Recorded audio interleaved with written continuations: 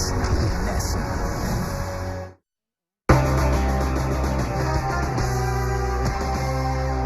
And today from Fort Myers, the Red Sox will finish up the Florida portion of the spring training schedule. They cap it off against the Pittsburgh Pirates. And it's a Chris Sale day, the left-hander, to make his final start of the spring. Hi, everybody. Beautiful day here in Florida. Dave O'Brien alongside Red Sox Hall of Famer Jerry Remy and Remdog wrapping it up in Florida today. Then it's on to Arizona. And the Red Sox hopefully doing it in style with Chris Sale. Just had the big press conference to officially announce his new 5-year extension. And most of the ball club was there. Yeah, they were. And it was a very happy moment for everybody involved, including Dave Dombrowski and, of course, Chris Sale. And, you know, when they started talking about how this developed the first day of spring training when they got together and said, can we get a deal done? And both sides agreed that they could get a deal done by the time spring training was over. You could tell that they wanted to work together. There was no question about that Sale wanted to remain a member of the Boston Red Sox because he likes winning, he loves his teammates, he loves the city, and being here in spring training close to home, he's with his kids for a couple of more months out of the year. So a lot of things went into his decision to stay with the Red Sox, to get this thing done, and of course the Red Sox are tickled pink to have him. Hard to imagine a more perfect fit for a guy's mentality and his ability, his talent right now at a perfect time. Well, he showed his competitiveness, you know, since he's been with the Red Sox, since he's been with the Chicago White Sox, and all he wants to do is win. And he feels like the best chance he's got to win over the next 5 years is right here in Boston. He credited management by saying the fact that they want to win. They're always going out to find players to help them win, whether it be through free agency trades. And he says everything just adds up to this is where I want to be. And that's so very refreshing to hear from a player. Added up to a new 5-year extension to kick in next year, and Chris Sale will be on the mound today, much to everybody's delight here in Fort Myers. Red Sox ready to break camp here. Then it's on to Arizona. Join us for the finale at JetBlue coming up next. Red Sox spring training on NESN is brought to you by John Deere. Nothing runs like a deer. Sunlit afternoon here at JetBlue Park. Not a cloud in the sky. Absolutely gorgeous. Red Sox and the Pittsburgh Pirates to close out the spring training schedule, at least here in Florida. Time to find out what Jemai Webster is up to for today's telecast. Good afternoon, Jemai. Good afternoon, Dave. Certainly my favorite part of the day. We're going to talk about Chris Sale and his extension. He put pen to paper. We'll get his comments on doing that with the Red Sox, as well as checking on a couple of the relievers, Heath Hembree and Bobby Porter. Also, the Sports Illustrator, a guy bringing some artwork to the clubhouse. Going to be interesting to see just how fantastic his artwork is. That's all coming up later. Look forward to that. Thank you, Jemai. Chris Sale on the bump today. Here's the lineup he'll take on with the Pittsburgh Pirates. Not many major leaguers in there. Kevin Newman will lead it off. Then it's Ke'Bryan Hayes. He's one of their top prospects. Colin Moran at first. Stephen Barron doing the catching. Brian Reynolds in left. Jared Oliva in center field. Lucas Tankas is the DH. Bly Madras is the right fielder, and Alfredo Reyes will play shortstop and bat ninth against the left-hander Chris Sale. Makes just his second start of the spring. He earned the win in his most recent one.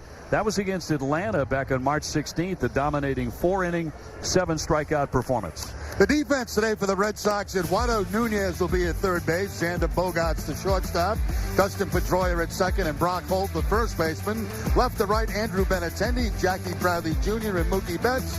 And Christian Vasquez gets the start behind the plate, catching Sale. Umpires today include Sam Holbrook behind the plate, Brian Onora at first, Field and Culbreth at second, and Marvin Hudson at third. So all major league umpires, the full crew here for the finale at JetBlue. And what a day for it. Absolutely sensational weather. Temperatures have pushed up into the 70s. Nothing but sunshine, blue sky 70 on the button right now. Bit of a breeze right to left at just 6 miles per hour. Buenas tardes, amigos. And Chris Sale, after a terrific press conference, about as upbeat as you can get, ready to pitch here today against the Pirates. First one a strike, and we're underway. That was a great press conference today that Chris Sale had in front of the media, in front of teammates who came in, coaches, the manager. Yeah, great sense of unity and family. Yeah, and that's one of the reasons he said he wanted to stay here. There are a lot of reasons financially to stay, but he loves where he is right now, and he thinks that this club's got a chance to win for a long, long time. Fouled off by Newman, hitting .216 with 1 home run so far for the spring. Chris last year struck out 237 batters and walked only 34 men.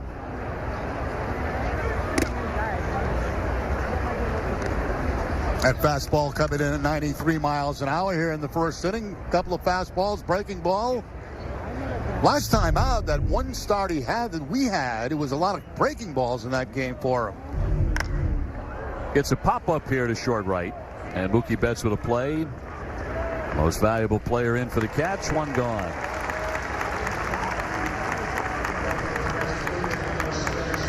Red Sox going with a big league lineup in every respect today.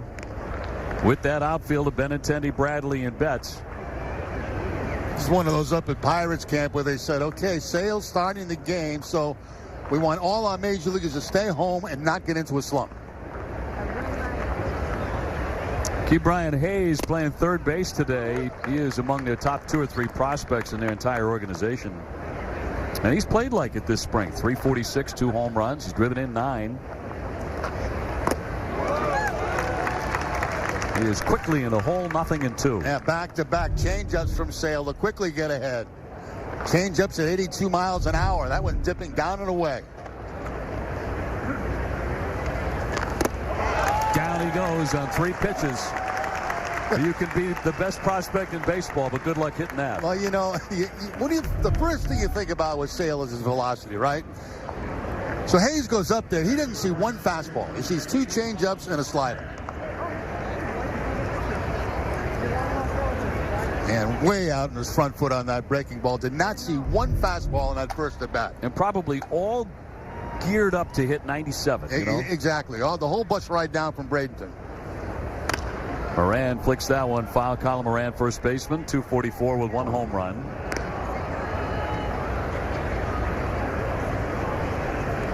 And he's going to need a new bat. Pirates last year went 82-79.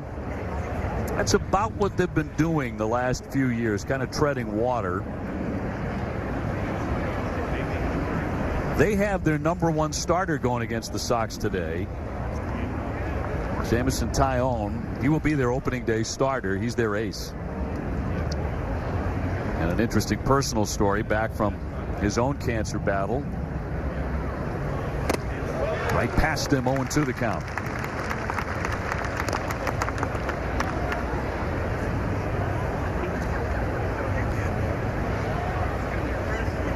So Sale trying to make it a 1-2-3 start.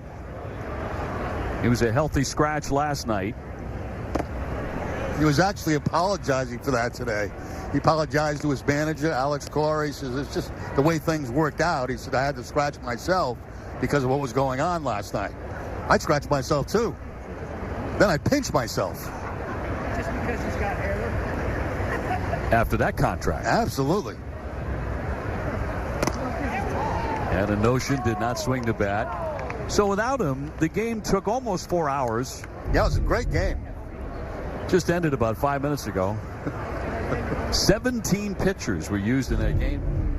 Jerry Remy called every pitch. He was there for the whole thing.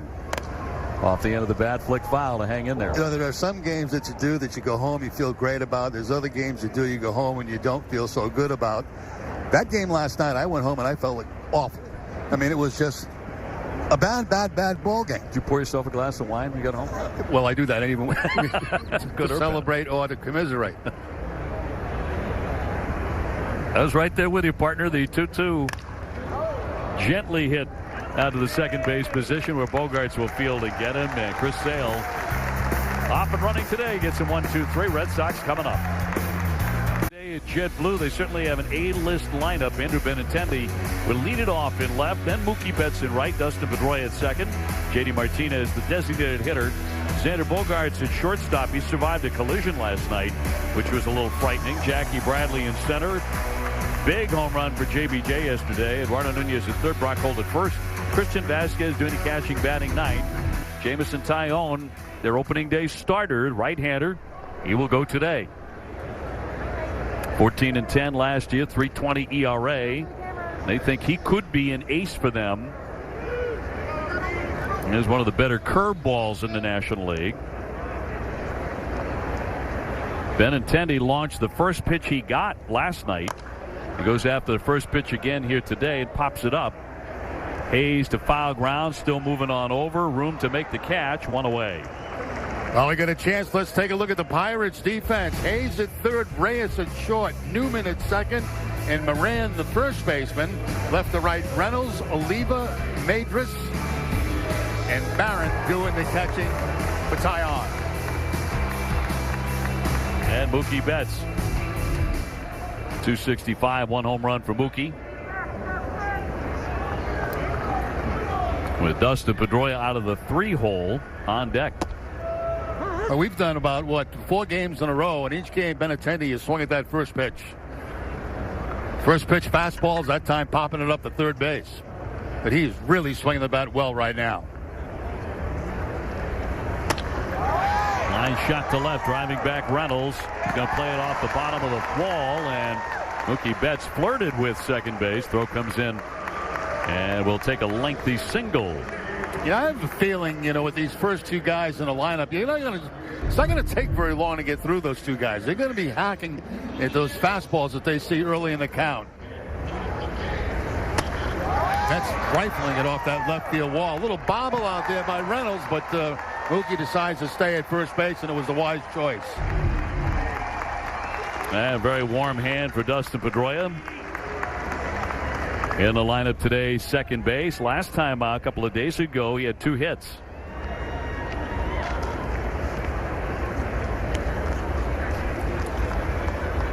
Martinez on deck.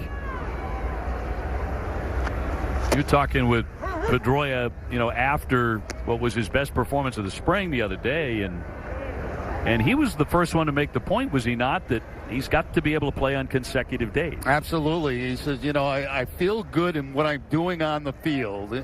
It's a question of how I feel the next day, whether I feel any soreness in any of those areas. Slicing down the line. That's going to hug the line and drop in fair, and that's going to be 2 bases for Dustin Pedroia.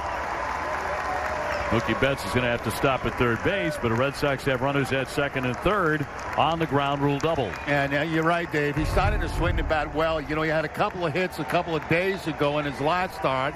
Now he takes that fastball. It's down and in, and actually moves that to the opposite field for the double, the ground rule double. Well, this has been kind of a trend for the Red Sox, getting off quickly in the game. Yeah, really attacking, swinging right away off in the first pitch and getting the first couple of runs on the board. Got 3 in the first inning last night against Minnesota, against their number 2 starter. And now J.D. Martinez looking to capitalize. 219, no homers yet for the spring. Dustin Pedroia with 3 hits in his last couple of games. Been a while since he's had a regular season double, coming off knee surgery.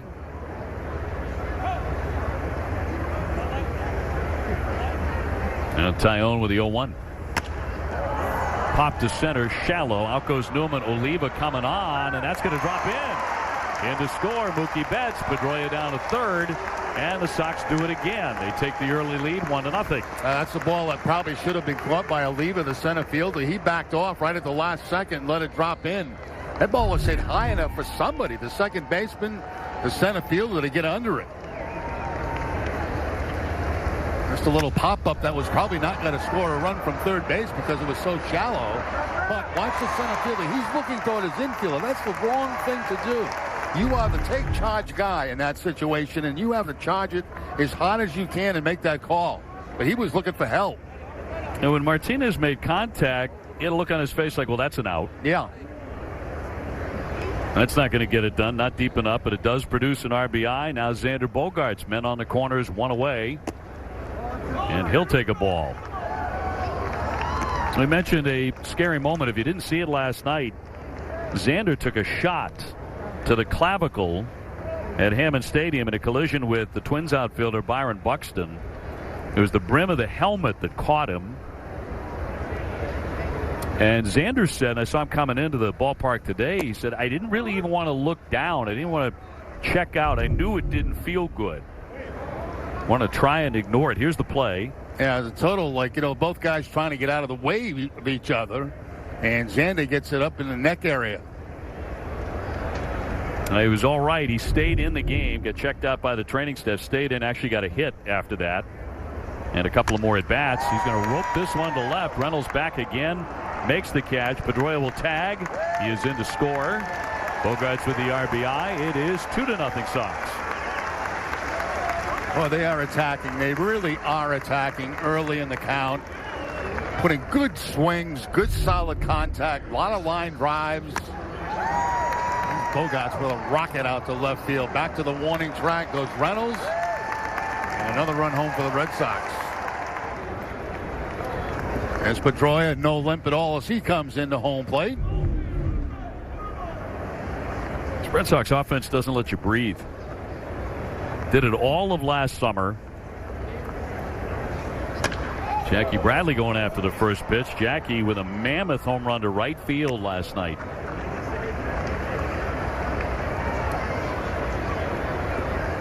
So he's hit 3 of them, and he's batting .324. It's been a really fine spring. His numbers from last year. 2 down, a man on, 2 runs in.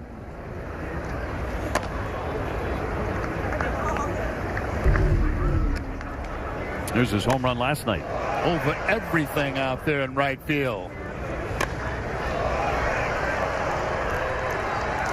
One of those 2 steps out of the box, it's going a long way.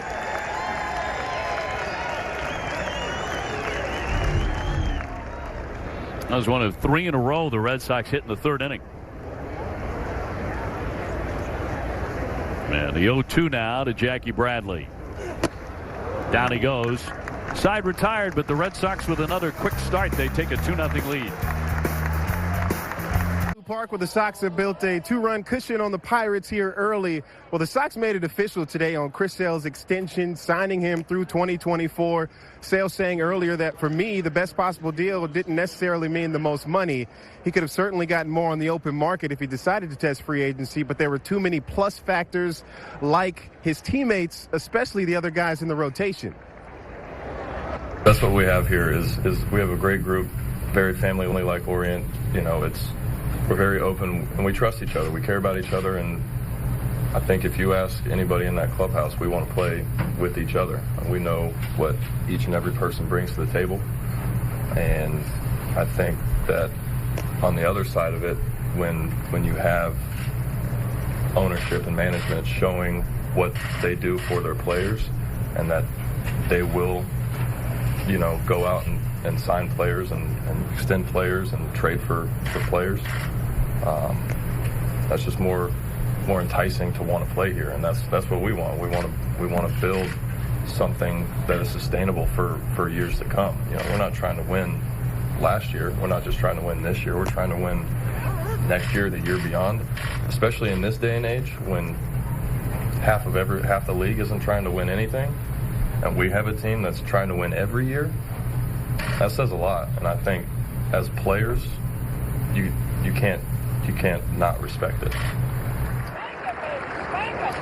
As you mentioned earlier, Jerry Sale happy to get back to pitching today after being a healthy scratch yesterday. He'll be making his 5th consecutive opening day start, 2nd in a row with the Red Sox. Alex Cora saying Sale's simply the best, not only with what he does on the field, but off the field as well. That's correct, Jamal. He couldn't wait to make the start today. He apologized for not starting yesterday and couldn't wait to get back to baseball. He said, I don't really like the business end of baseball. He said, I like the playing end of it, so that's exactly what he's doing. He strikes out the first man in the 2nd inning. Red Sox hit 2-0. Here's Brian Reynolds, young left fielder. Breaks his bat up the middle, a base hit out of the range of Bogaerts. So he's on with a single. First hit for the Pirates today. Yeah, previous to that, a strikeout for Sale, his 2nd of the day. He got it on a fastball to Barron. That time the broken bat base hit. right off the end of the bat. The handle stays in the hands of Reynolds. The baseball into center field. Jared Oliva, center fielder. Another Pirate prospect today. One man out, and he'll look at a strike. In so many ways, Chris Sale is the perfect guy for Boston. With that ultra-competitive way that he goes about his business, but he's tremendous with fans. He's great with the media. Gives a great interview, very thoughtful answers. He checks so many of the boxes. And when you talk to his teammates, the other guys in the rotation, they just love the guy. They love him as a teammate. But when he comes out every fifth day, with that look on his face that he means to strike out everybody. Such a driving force in the Red Sox success the last couple of years. You don't get that with everybody, but you get it with Chris Sale, checking so many of those boxes. He made it perfectly clear how much he loves the organization, today, and what he's been able to deal with for the last couple of years and what he's learned about ownership. He made that very, very clear in the press conference. I love his comment about, where half of the teams don't even care if they win. They're not. He's so true. I mean, we saw such a disparity in good teams last year. Yeah. And, that's one of the refreshing things about Chris Sale, how candid he is. I agree with you. It's right. Yep. A lot of clubs aren't trying to win necessarily right now, anyway.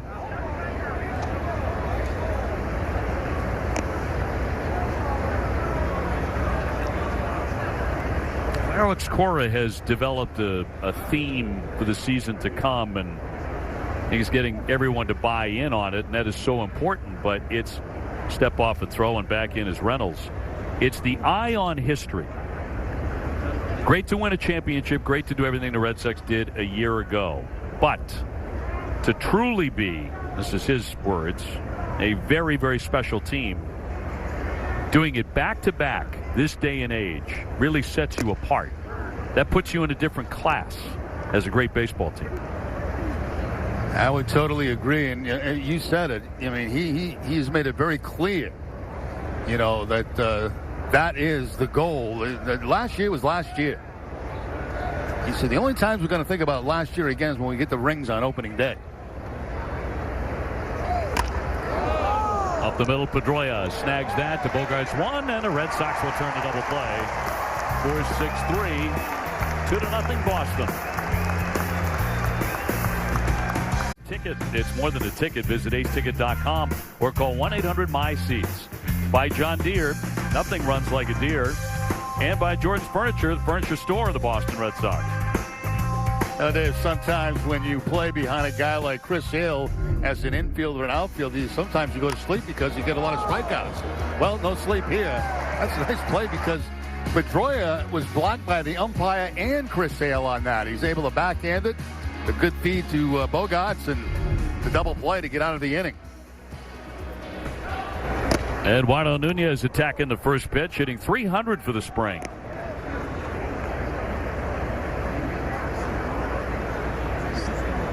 He'll be followed by Brock Holt, who's at first base today, and then Christian Vasquez. Red Sox still with three catchers, and certainly looking like the Red Sox are going to take all three to Arizona for the 2 games against the Cubs. Beyond that, the plan was only 2 when the regular season gets underway in Seattle. And as Alex Cora said yesterday pretty pointedly, we're not here to accommodate people. He said as hard as that is, and as much as we love all 3 guys, this is going to be a 2-catcher team. So we shall see what happens there. And, of course, what he means by that is, there are certain pitches that like to throw to certain catchers. And to him, it doesn't really matter. High chop. That could be trouble. Tyone scoops, fires on. Safe at first base. Nunez beats it out. He's got himself another hit. Yeah, I really can't believe how much better Nunez is moving this spring than we've seen him since he's been with the Red Sox, and he hurt his knee in the playoff game, or prior to the playoff game a couple of years ago. I mean, last year he doesn't beat that ball out. That becomes a great play by the pitcher. But look at him get down the line. I mean, he's getting down there very well.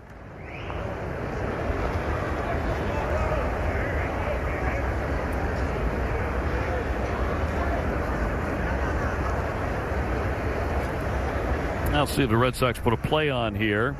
Brock Holt, 188, 1 home run for the spring. On top 2-0. Runner goes. And a line shot to left. Red Sox keep on swinging. First and second, nobody out. And that's what Brock Holt needed. You know, the last few games he's been grounding out to second base a lot, trying to pull the ball. Now, you put a play on what they did. They played a hit and run on. All the hitter is trying to do is make contact. And that time, Holt takes it to the opposite field on a line right there. And they get the first and second situation. So it's a good way, obviously, to get some momentum on the bases, but also a good way to get a guy out of a slump. You know, Holt was getting pull crazy on ground balls to second base. That time, just concentrating on making contact, hits the line drive to the opposite field. Did you feel like it worked for you when you were in a bit of a skid? Yeah, absolutely, because it made you concentrate much more, you know, on this one particular pitch, on making good contact and getting it on the ground or on the line. Vasquez, another good hit and run guy for the Red Sox. Christian, 147, 1 home run. He hit that last night. Used some serious body English to keep that one fair down the right field line at Hammond. In the inning where the Red Sox hit 3 in a row. First and second, nobody out. Nunez darting away, the throw in, and he's out. He was going somewhere. Now he's going back to the dugout, but he was heading somewhere because he had a huge lead at second base and was taking off toward third base. They may have had a hit and run play on there right there. And you see Brock Holt at first base, the trail runner. He was also watching Nunez, and he was ready to go to second base.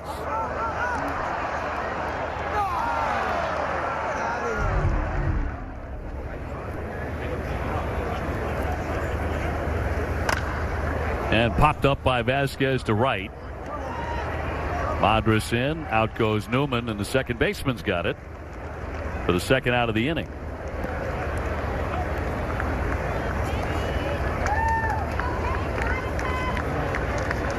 So 2 down, top of the order, Andrew Benintendi. By this time yesterday, I think Benintendi was already back at JetBlue after hitting his home run on the very first pitch of the ball game. Got that swing out of the way, nothing could be better, and out he went. I think you're 100% right on that because he's been swinging the bat so well. It's almost like he could have had last night off. But he probably wanted to play just to keep his swing going in the right direction. What does he do? In the first at bat, he hits a home run, and he's gone. Go home. That's it. That's enough for tonight. I've got my swing down. Okay, I'll try it again tomorrow. 0 for 1 so far today. His third full season in the majors coming up. Then we had 3 hours and 58 minutes of great baseball after that. Yeah, they're not all gems, are they? In this time of the year? Really looking forward to the real thing. We're not alone. 1-1 bounced up there and stopped by Barron. Home run yesterday. In the shadows and everything. Didn't matter to Benintendi. He's had a beautiful looking swing over the last 3 or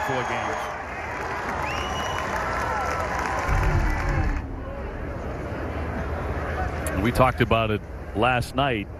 We had plenty of time to discuss it. The fact that the Red Sox have a bunch of guys right now who are pretty locked in offensively. He's swinging it very well. Jackie Bradley certainly is. Eduardo Nunez. A number of other guys. And Dustin Pedroia with 3 hits in his last couple of games.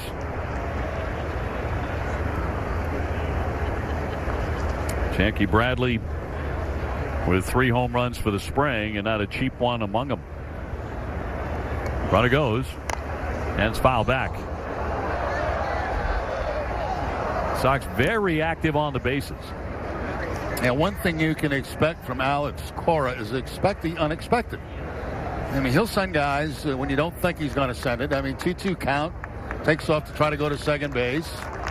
You know, so if you wait to 3-2, he's going to get a lead anyway and go on as soon as the pitch is made, trying to get that man in a scoring position.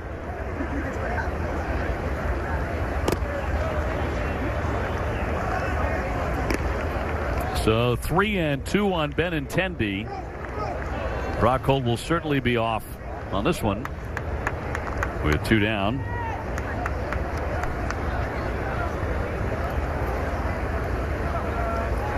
He runs, and it's swung on and missed. He struck him out. Red Sox with a couple of more hits in the inning, and on top, 2-0. Park here at Fort Myers. Red Sox leading Pittsburgh 2-0 last spring training game here in Florida for the Sox. Before the game, Chris Sale addressed the assembled media about his new 5-year contract extension. We win. I think we have a track record of winning, and even when we don't, we are still lined up to win. I mean, you look at the last, since the turn of the century, we have the most World Series wins. We've gone to 3 consecutive. We won the division 3 consecutive years. We've gone to the postseason 3 years. I've been to the postseason every year that I've been here. I know that's only 2 years so far, but and they care about us. They care about winning as much as we do, and I think they proved that. I mean, a lot of people can sit up here and talk about trying to win, but I mean, you got some of my teammates here. You see the players that we acquire. You see the guys that we get in trades and things we do at the deadline. That's putting your money where your mouth is, and I appreciate that. And one of the more impressive aspects of the press conference today, which made it, I think, a little bit different, was that what you didn't see there, so many of his teammates, coaches, so much of the staff was there on hand to watch that and listen to it. Yeah, and they actually gave him a round of applause when he finished his press conference. So very well liked, obviously, in the Red Sox clubhouse. And everybody generally, well, I'll say it right one of these days, but very happy for him. Oh, no question. Dave Dombrowski getting that done. Wasn't a lot of fanfare about it. I mean, you knew that they were talking and had been talking for some time. A swing and a miss. Tankas fans. Number 3 for Sale. Sale going to the slider right that time to pick up the strikeout. He's done a good job in a couple of starts we've seen of mixing his pitches up. Trying to get them all under control before his first start of the season in Seattle. Sends up Bly Madras, the right fielder, 250, no home runs for the spring. Red Sox ahead 2-0. Remember, the Pirates claimed acquiring the right-hander Chris Archer in a trade with Tampa Bay last year. The rotation is pretty solid, but the lineup is not necessarily a strength. We're not seeing practically any of their major leaguers in here today. They didn't really bring anybody. But their bullpen should also be a strength with the closer Felipe Vasquez. He had 37 saves last year. 2.70 ERA. He's on the back end. Good breaking ball for a strike. That's unhittable. That pitch right there, because it's so far low and away on the outside part of the plate to the left-handed hitter Madras. I mean, nothing you can do with this except possibly foul it off. Bounding ball. Brock Holt will feed him. And Chris Sale there for the second out.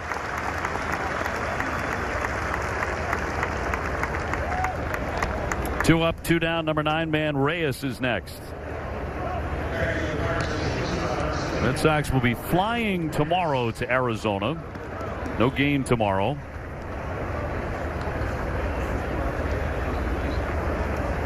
Red Sox also scheduled to pitch Bobby Pointer and Darwinzon Hernandez today. They have been assigned to the minor leagues to start the season.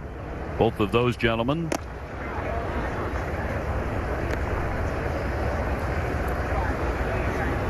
Rick Porcello will pitch on Monday against the Cubs. Monday night, 9:05 Eastern Time from Mesa, Arizona. Dennis Eckersley will join me for those games. A couple of games against the Cubs. And then it's on to Seattle for the real thing.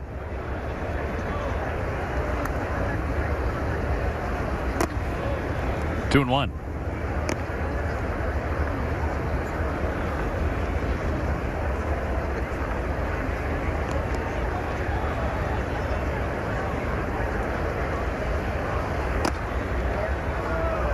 Three balls, one strike on the 9-man Reyes. Sale hasn't walked anybody. He's allowed only one hit.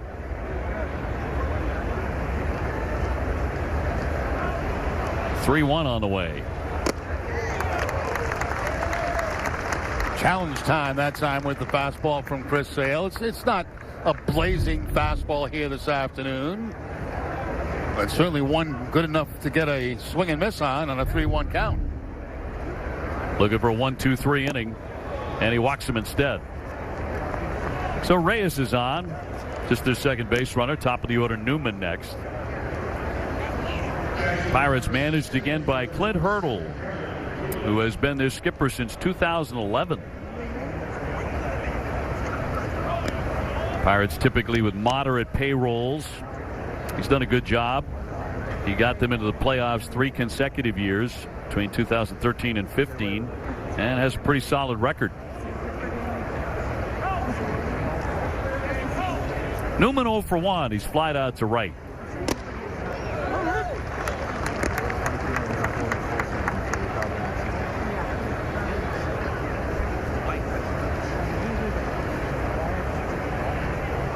Sox have won their last 3 here in the spring. 5 out of the last 7. Bats have certainly come alive. There's a pick. He's got him and cut him down at first base. Reyes picked off by Chris Sale to retire the side. Red Sox spring training game on NESN is brought to you in part by Ace Ticket. Red Sox fans go there for tickets to all their favorite events. Ace Ticket has the tickets you want and the customer service you deserve. Visit aceticket.com now or call 1-800-MY-SEATS. Well, Chris Sale with a pickoff, not known for his move to first base, but you can see the runner at first taking a couple of steps towards second base, and he was caught dead trying to get back into the bag. Sale saw him take those little jab steps towards second base and decided to throw over. Had the easy pick. Mookie Betts here in the third. 1 for 1, a base hit. And a run scored in the first inning for Mookie. And it's Pedroia and J.D. Martinez. Red Sox striking for 2 runs right away. Routine play for Reyes at short. 1 out. First time up, Dustin Pedroia sliced one down the right field line.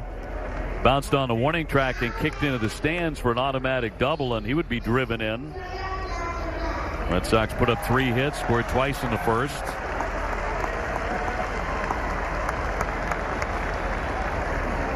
Go back to 2017 for Pedroia, 105 games, hit .293.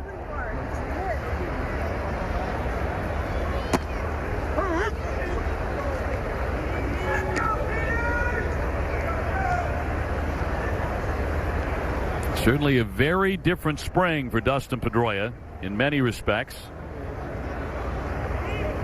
Trying to make his way back to full health and show he can play something close to every day, or at least frequently.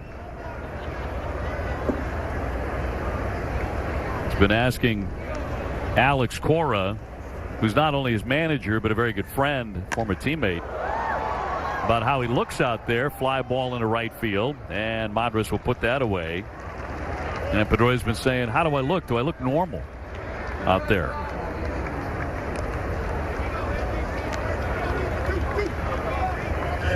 The last couple of games, I think, closer to the Dustin Pedroia we're used to seeing. I would have to say so. You know, the last game that he played, even though he wasn't tested quite a bit in the field, did have a couple of base hits. The double today, started a double play today. Those are all things that you got to experience, and you got to see how you react and feel to them. Certainly the day after you play, but as Dustin himself said, you can't play one day and not the next. You can't play. You got to be able to be in there back to back to back. Very high pop to center field by J.D. Martinez, and Taillon will get the Red Sox quickly here in the third. The Red Sox will open their season on the road in Seattle on Thursday. We will have a full hour of live pre- and post-game coverage beginning at 5:30 for opening day, plus the rest of the series beginning Friday night at 9 o'clock on NESN.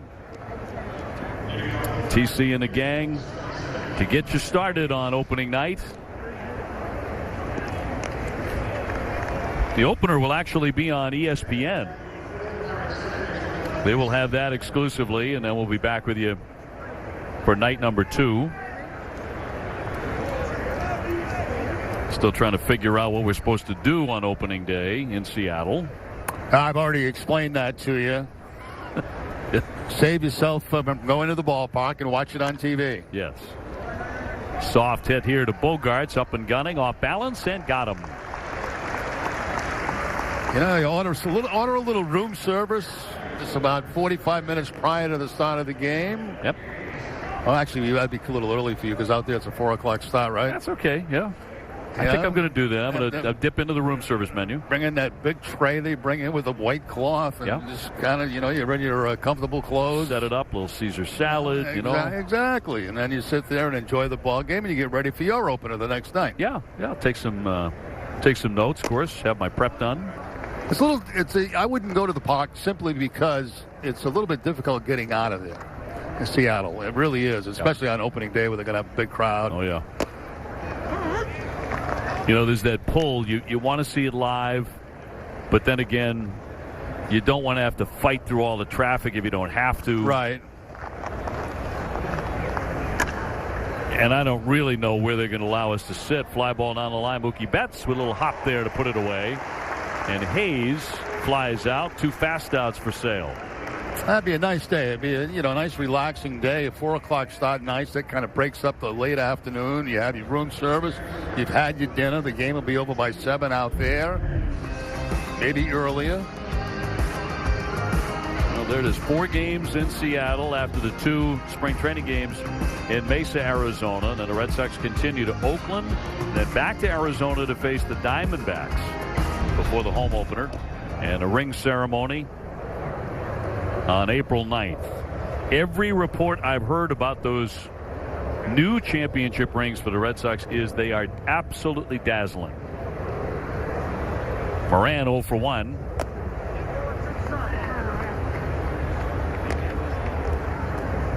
Oh, with an accomplishment like that, a franchise record, 108 wins. Overall, 119 victories. They should be dazzling.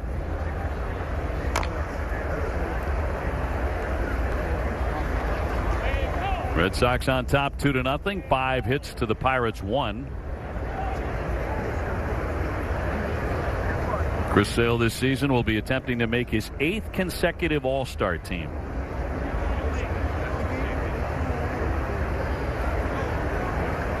Overshift around to the right. He goes to the left in the air, driving back Benintendi, but room. And Chris Sale breezes. He gets him 1-2-3 in the 4th inning. Bradley.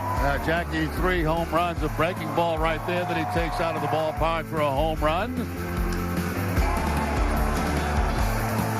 Straight away center field here at JetBlue.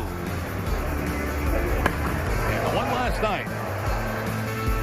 An absolute bomb against the Twins as he hit it over everything out there in right field. Also hitting .324 for the spring coming into today. He'll bat second after Xander Bogaerts in the 4th inning. 2-0 Boston. Xander showing no ill effects at all from that collision with Buxton last night. After he took that hit, he ripped a single and he drove a line drive for an RBI, a sacrifice fly in 1st inning here today.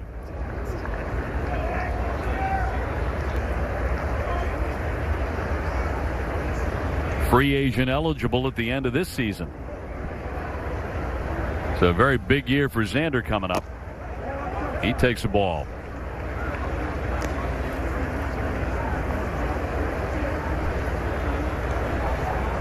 Already been part of 2 World Championship teams with the Red Sox. High fly to left, way up there. Reynolds back, battling the sun, and he can't find it.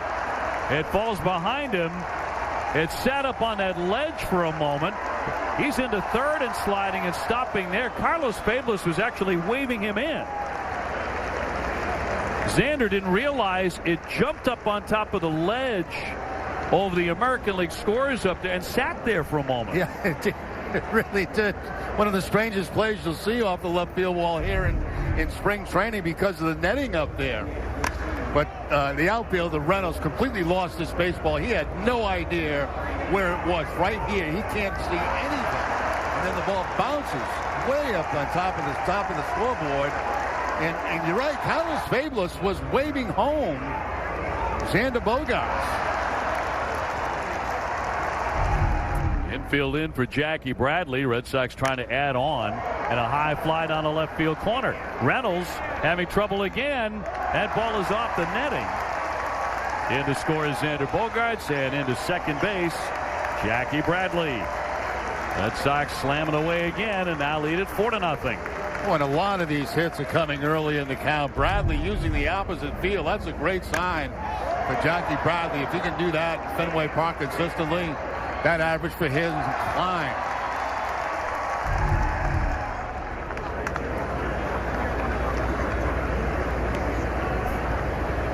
So the Red Sox had 3-0. Nunez will try to make it 4-0 at an infield single his first time up.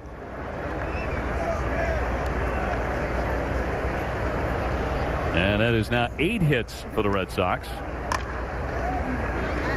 Shortstop Reyes up and over in plenty of time.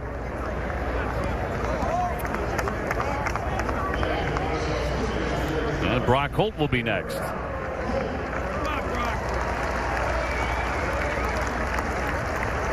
I mentioned Carlos Fablis. Carlos got drilled by a line drive in foul territory in the dugout last night. Looked just fine this morning, but he took a rocket. Actually, it glanced off of him and then got Jahmai. Now, Jahmai was whining a lot this morning about getting hit by that glancing blow. Heard nothing from Carlos, but a lot of whining from Jahmai. Now, that is not allowed in the NESN rulebook. You are not allowed to whine. You know, I got to defend myself. It's actually here. not true. Yeah. Come on, OB. Come on. You were pretty tough last night. I got to give you credit. Because you took 2 shots. That's right. Double trouble for me. But woke up a little sore on the side this morning. So now you're whining. But yeah, other than that, I'm doing okay. So thanks for checking on me. Yeah. Here's the first one last night. You're caught in a bad spot right there. Oh, yeah. It was good to go, though. He really shook that one off. Of course, we had a full medical report. And then one later, the one that Fablis took. That glances away, trying to move up, and he will. Jackie Bradley to third base. Good base running by Bradley. You see that ball bounce in the dirt, and if the catcher can't block it close to him or come up clean, you take off at third base, and they got a man at third now with the 1 out. Infield will come back in again. Watch the bounce. Bradley reads out immediately and knows that he has a clear path to get to third base. Infield creeping in about halfway, and that one rolled foul by Brock Holt. Base hit first time up.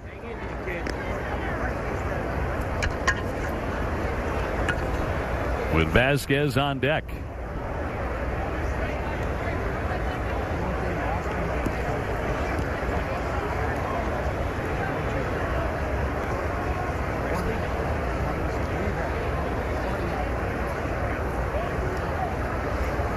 Taillon with a 1-2. Slicer foul. Taillon completed his comeback last year from testicular cancer. with a really fine season, winning 14 games, a 3.20 ERA, 191 innings. And over his last 22 outings, he was 12-6 with a 2.71. And really became their top guy. Line drive and a base hit past Moran at first. Another run will score. Brock Holt wants more than just the single. He's going to get it. Hard into second. Now on his way to third. Here's the throw to third base. He dives, and he is out at third.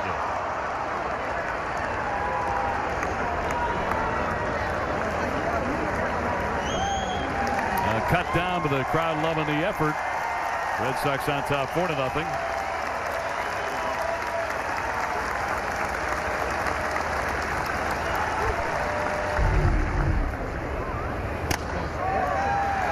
Infield in, the line drive up over the head, and Brock Holt thinking 3 bases all the way. A long way to go from round to address out there in right field.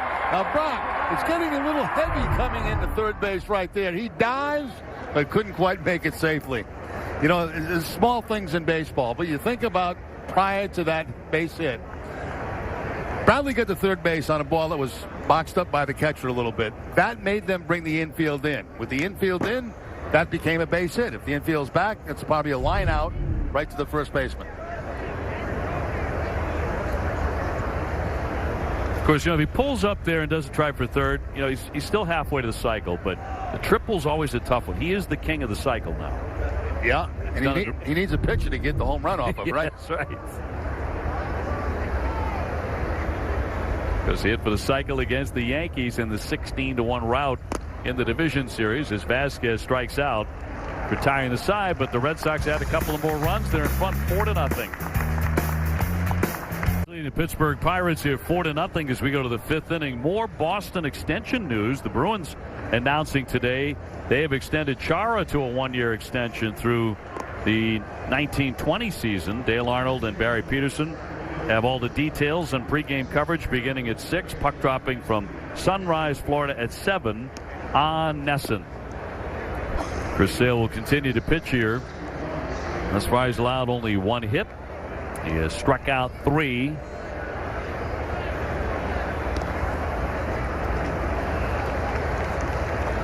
And he will get 4, 5, and 6 in the Pirate batting order here. Chris Sale last year made a little more history, averaging 13.5 strikeouts per 9 innings. That's the highest ratio ever among pitchers who have thrown at least 150 innings. Ties up Barron on the first one. Boy, that's not fair. You know, you're thinking about the fastball. You get that big breaking ball on the first pitch. Chris Madera taking over in left.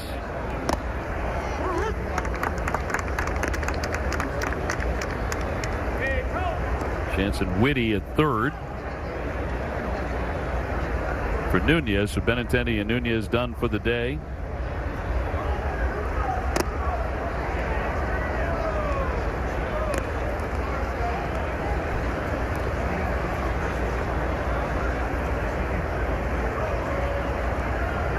Sale eyeing what would be his 4th K.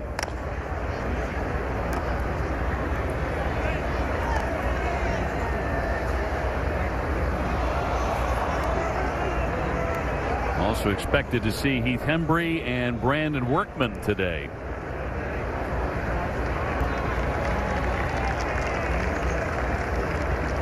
And the 6'6" left-hander lined on a loop into right field and down for a base hit. So Barron is on to start the 5th inning for the Bucks. Well, a couple of hits now off Sale. This one coming on the fastball. The fastball that time was only about 90 miles an hour.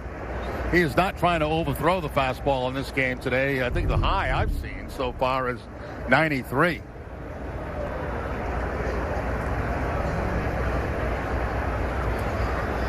Reynolds 1 for 1. He singled his first time up.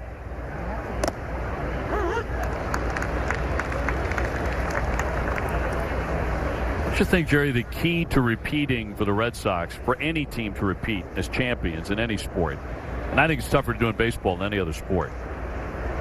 The key is mental more than anything else. Obviously, the Red Sox were incredibly healthy last year. They really were. Right. And there's some luck involved in that. I get that. But assuming good health moving forward, and so much of last year's team, almost all of it coming back, isn't it then the mental approach you go into the regular season with that's going to be the key to the whole thing? Yeah, I think so. Getting off to a good start obviously would help them continue the role they were on a year ago and make them believe again that, we are the team to beat. You mentioned the injuries. To me, that's always the big one. That's the big question mark. You just don't know what's going to happen through the course of the season. And you hope that your players that you put together are able to stay together and stay healthy. Reynolds down on strikes. And the other thing they have to do, I believe, is keep the exact same attitude they had last year, where even when things got a little bit rough for them, didn't bother them. They always felt like the next night they were going to go out and stop that.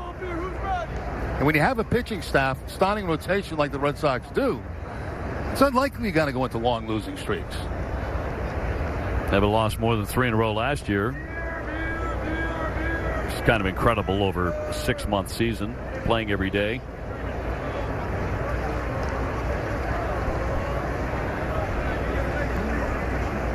You talk to guys like Tony La Russa, who have won world championships, who have managed great ball clubs.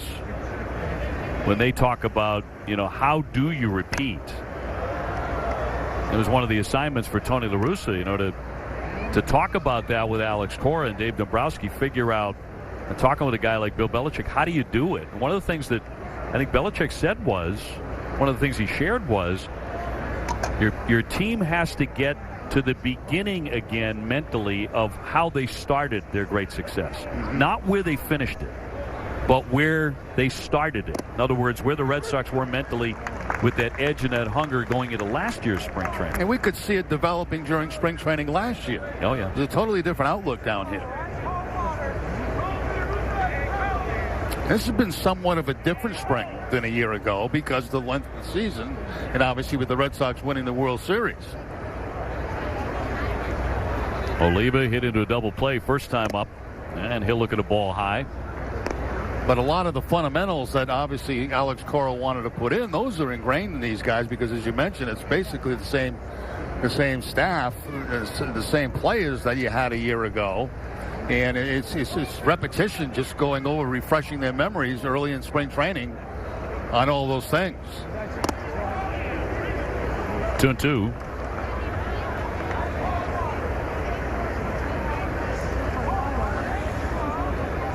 The Red Sox, like last year, will open on the road. Long trip on the West Coast. They do get that out of the way right off the bat. Count moves to 3-2 on Oliva.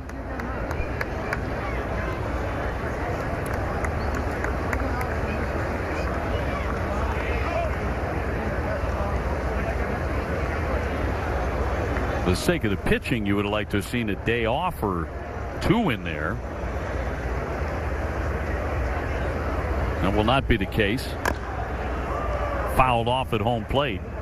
The Minnesota Twins have something like 3 or 4 off days in their first 15. A lot of days off. I've always liked it when you get right into the groove of the season. Beginning of the season a lot of times to me is kind of jagged because you do have so many days off, and it's like you're starting all over again. It's like another opening day. 3-2. He got him. He struck him out. Oliva caught looking. Back-to-back Ks for the lefty.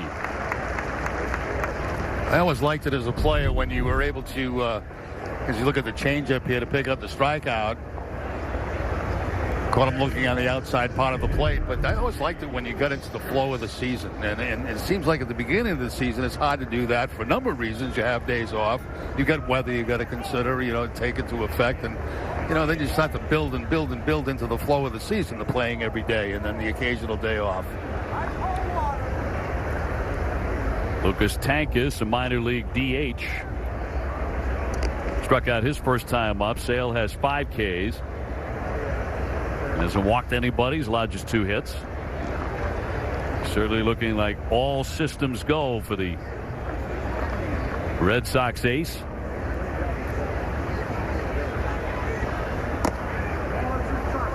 It's been a weird spring, and you touched on this in terms of the limited number of times you've seen guys. For example, this is only the second outing for Chris Sale. We have not seen Nate Eovaldi on a televised game. And he's pitched in a minor league game, and he's been able to make his Grapefruit League debut. But David Price, and part of this was David was under the weather for a little while. We haven't seen David Price in a televised game. It's been really weird in that sense. Yeah, well, that was the game plan coming in with Alex Cora, to make sure these guys built up gradually, slowly, and by doing that, throwing on backfields a lot instead of in-game competition. Now, all of them say they're ready to go, and we'll be set for opening day. I'm going to right past him.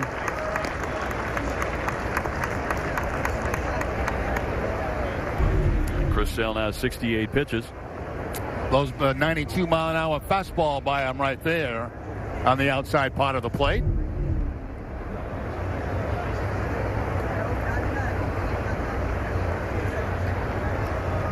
Barron on at first, 2 away. Sale attempting to strike out 3 in a row. Lined instead down into the corner, and that's going to be a foul ball.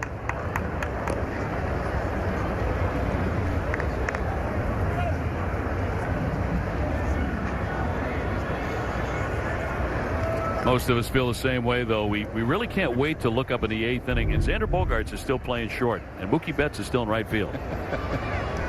You mean real baseball?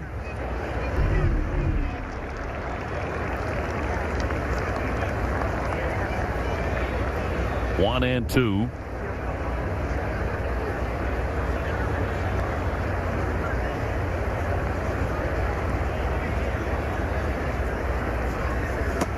He got him. He struck him out after the base hit. 3 consecutive Ks.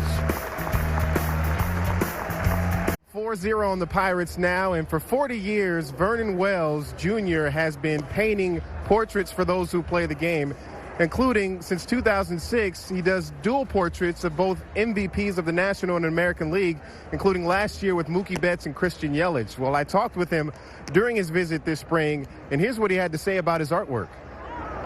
Seems like a story. Nobody would believe it. Unfortunately, I have to work at home because I'm working around the clock once I start on a project. And it's crazy. My wife thinks I'm crazy because I can sit there that long and do it, but that's the only way it'll get done. And it's kind of a dying art. I mean, original art done by hand by human beings as opposed to Photoshop or whatever. It's a dying art. So I still take pride in being one of the few that are still trying to make a living at doing that. And the MVP one, you tell me you've been doing it for 13 years. Yeah, I had a wild hair one night and thought it would be cool to do a painting of both MVPs one year. And I did it, and I happened to know both the guys that were, in the painting. And the first one that saw it said, it's mine. So when I showed it to the second guy, which wasn't available anymore, he said, well, you have to do another one because I want one too. So every year I've been doing the same thing. It's only been 1 year that, the first guy didn't buy it. So he tells me that it takes about 18 hours, and he does that for about 3 to 4 weeks for these paintings, guys. And you may have recognized the name, Vernon Wells. Well, his son, Vernon Wells III, is a former big leaguer with the Toronto Blue Jays as well as the Anaheim Angels and the Yankees. He was in the big league for about 13 years. And his dad, of course, certainly a creative, and they got a very talented family, that is for sure. I should say so. I've seen some of Mr. Wells' work. He is phenomenal. And his son's work pretty darn good, too. He could swing it. His son, Vernon, Mookie Betts here. He's gone 1 for 2 with a base hit. And they scored a run. Red Sox leading 4-0. Some of the other Red Sox he's done.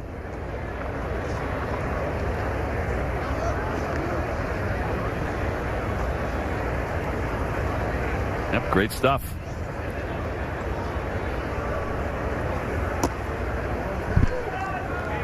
Dustin Pedroia on deck.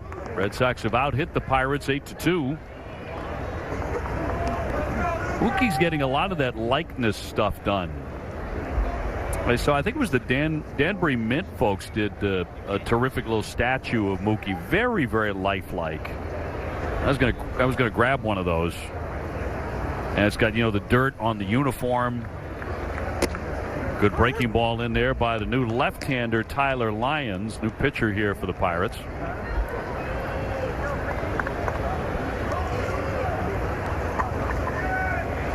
Before I say those things and promote like a product like that, I should probably make sure that we get a piece of it, right? Which is not the case. That's the whole idea.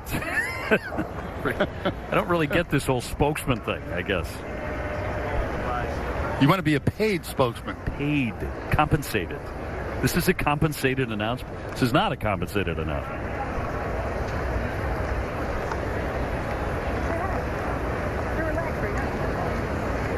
Here's the 2-2. And Mookie Betts caught looking. He saw some pretty good breaking stuff. Yeah, big slow breaking ball that time from Lyons. Just completely fooled Mookie Betts. It was like we'd never get to home plate. And just barely picking up the outside corner. I think that's what upset Mookie. He thought it was away. But Holbrook thought it picked up the outside corner. Dustin Pedroia with a double first time up down the right field line. He's gone 1 for 2.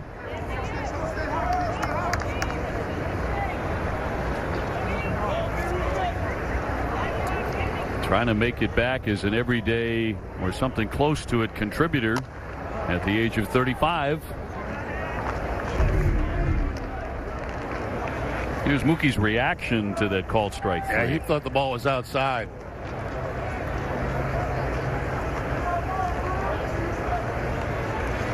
That is about the most he's going to ever protest. Just kind of a little tuck of the head back to look. My bet is it will mean more to the umpire now than it did a couple of years ago if Mookie just gives it one of those. Well, you've got the reputation. You've got the reputation. MVP. Put MVP next to your name and a lot of things start going your way.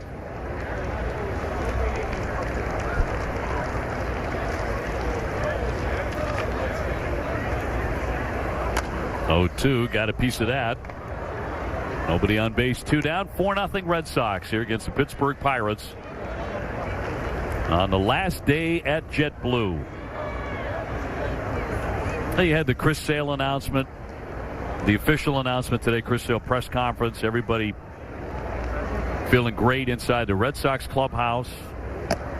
Fans have been just in such a happy mood. They've been coming over, droves of them coming over to say hello to Jerry. Welcome back the Rem Dog. In there for called strike 3. Side retired. Red Sox go fast here in the 5th inning. This season you can import the NESN Red Sox calendar into your favorite desktop, web, or mobile calendar and get automatic alerts 15 minutes prior to every game. Visit NESN.com/schedule before the season opener next Thursday. Right on top of us. A big ovation for Chris Sale as he came off after completing 5 outstanding innings. Everywhere he goes now, he gets a big ovation. Walks out to warm up before the game, gets an ovation, and a big ovation after that performance. He fanned 6. He allowed just 2 hits, no runs, didn't walk anybody. He is set to go for that season opener at Seattle. He'll be the Red Sox starter again on opening day. Here comes Heath Hembree now. After a busy year last year in the World Series championship season, 67 appearances. One of the other interesting things that came out of that press conference today is David Dombrowski saying there will be no negotiations during the season with the other possible free agents for the Red Sox. He just finds it to be a distraction. He says, now, you can't automatically count that out. I mean, if somebody calls you and makes a deal that they think is good for the club, they would do it. But he doesn't like doing it during the season because he feels that's a distraction to everybody else. Little pop-up toward third. Whitty racing to foul ground. Boy, that sun is blinding. Especially on that side, that's really been a big problem. Yeah, and there was not a cloud above today to help out. Tavares will take over in right for Mookie Betts. Zhu-Wei Lin, the new shortstop for Xander Bogaerts, and Blake Swihart is the new catcher for Vasquez. Blake's really had a nice spring, and he's played a lot.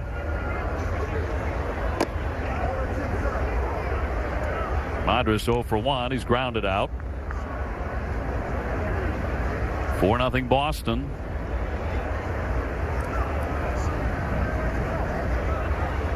Red Sox gunning for what would be a 4th consecutive American League East title.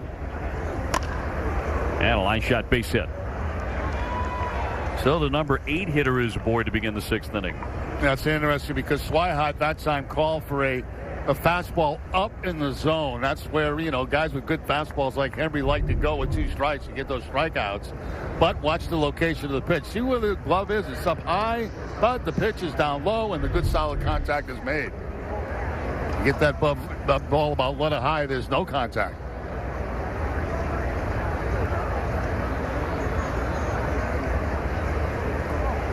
Alfredo Reyes climbs in.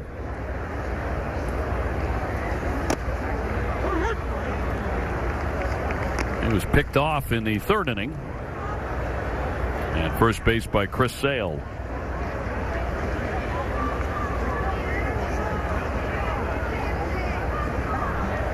So Pirates with the leadoff man aboard. Just their 3rd hit today. Floater on the move. Tavares. That'll drop in for a base hit. Madras will advance to 2nd and stop there.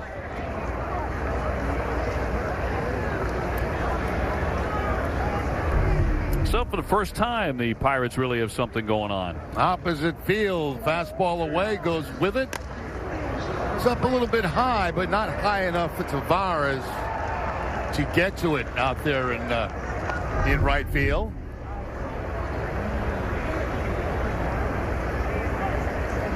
Top of the order, Kevin Newman, 0 for 2, a fly out and a ground out.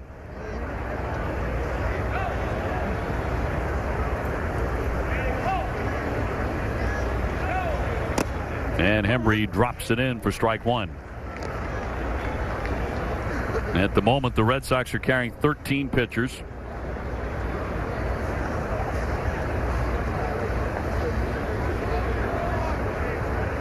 Red Sox announced some roster moves earlier today, and among them Bobby Pointer, Marcus Walden were optioned to AAA. Darwinson Hernandez to AA.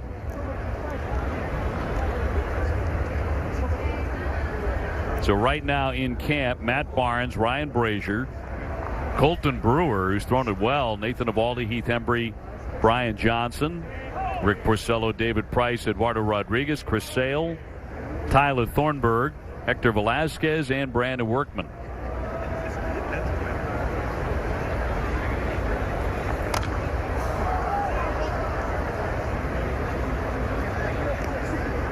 Outfielder Gorkys Hernandez was also reassigned to minor league camp, although they will remain with the major league club through the end of spring training.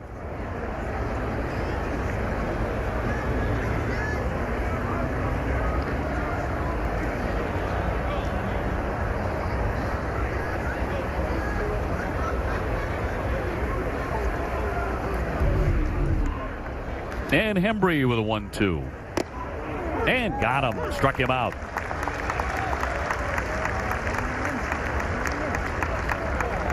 Hembree going inside corner with a slider that time to pick up the strikeout. The ball was actually supposed to be away, but it just stays a little bit flat, but stays on the corner, and that fooled Newman.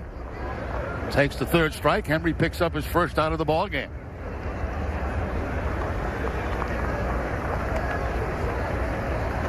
He'll get Ke'Bryan Hayes, who has gone 0 for 2. Pirates very high on this youngster.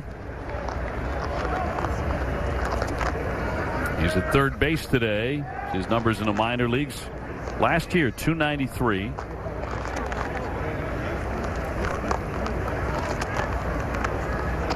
And a lot of talent.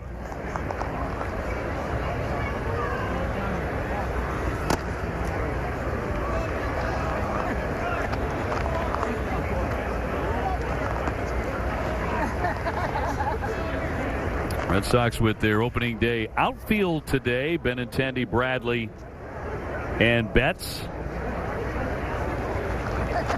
Jackie remains in the ball game, at least for now. Benintendi and Betts are finished for the afternoon.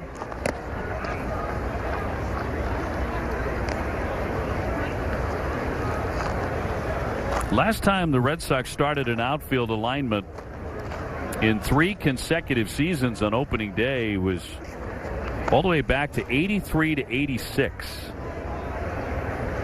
Jim Rice, Tony Armas, and Dwight Evans.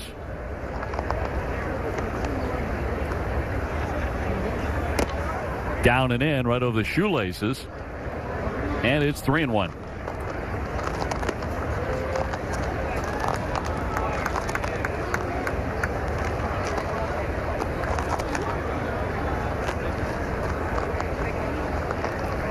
Well, you talk to many baseball experts, and they believe the Red Sox have the best outfield in baseball. Top to bottom, offensively and defensively. And he wails away but comes up empty. Now 3-2. It's one of those high fastballs right there I was talking about that the hitter just can't catch up to. Above the belt.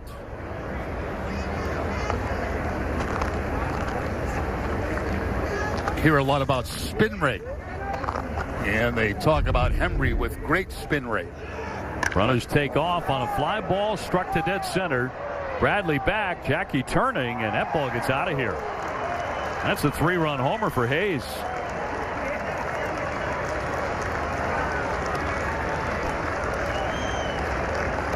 Not so much for the spin rate on that one.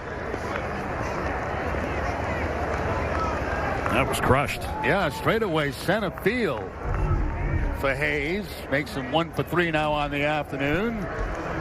He gets the fastball just about belt high and takes it to straightaway center field. And a rough spring for Hembree. We talked about Hayes being among the very best prospects for the Pirates. It's his 3rd home run of the spring. He's driven in 12 runs. Hitting around 350.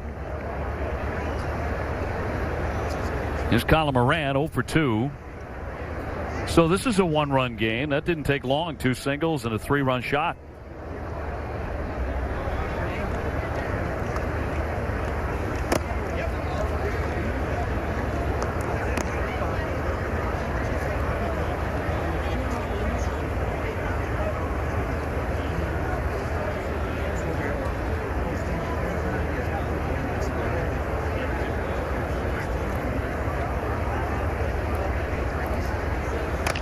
One pitch.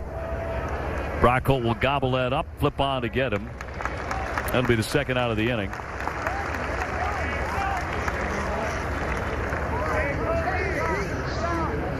And we'll bring up the catcher, Stephen Barron.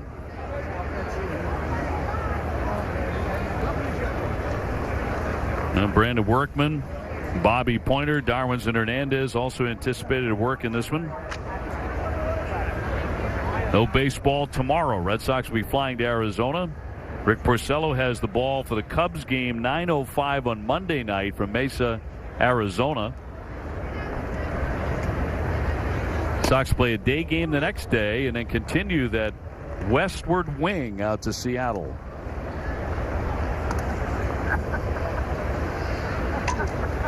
The Emerald City of Seattle, Washington. It's a beautiful town. 0-2 the count.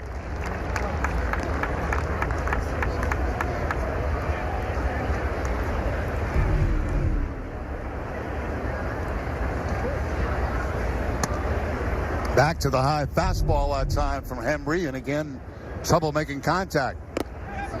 He will strike him out, but he did give up a 3-run homer to Hayes, and the Pirates are back in the ballgame. East Tournament Championship. Northeastern and Boston College battle it out at 7 on NESN Plus. The 2019 Hockey East Tournament. Presented by Rockland Trust Bank, where each relationship matters. Down to the sun here in Fort Myers. Red Sox lead the Pirates 4-3. This is the right-hander Vicente Campos. AA and AAA last year. Very high earned run average, but only 23 innings of work. And a .344 batting average against him.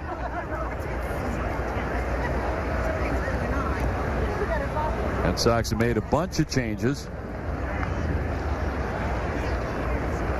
Centeno will bat here in the DH spot for the first time, where JD Martinez went 1 for 2 with an RBI today.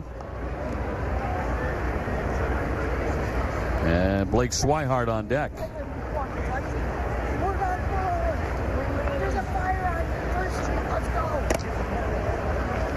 So 4 runs on 8 hits for the Red Sox, 3 runs, 5 hits for the Pirates, who just launched a 3-run homer off the bat of the youngster Ke'Bryan Hayes. And they have pulled within 1.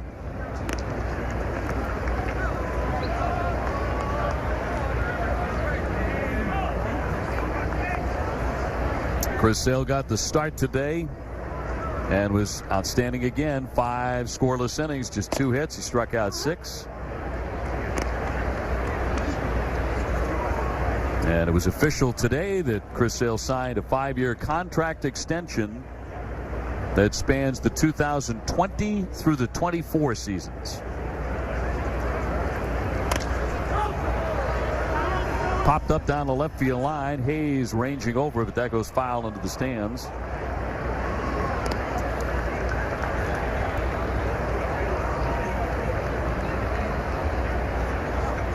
Upcoming next Thursday will be Chris Sale's 5th opening day start.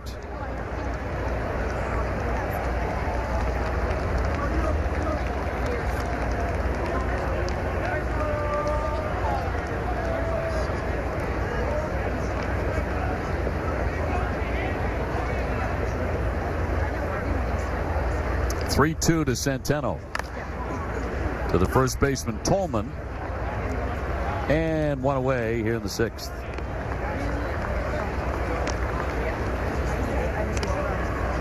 Blake Swihart has really swung a really fine bat this spring, and here he comes.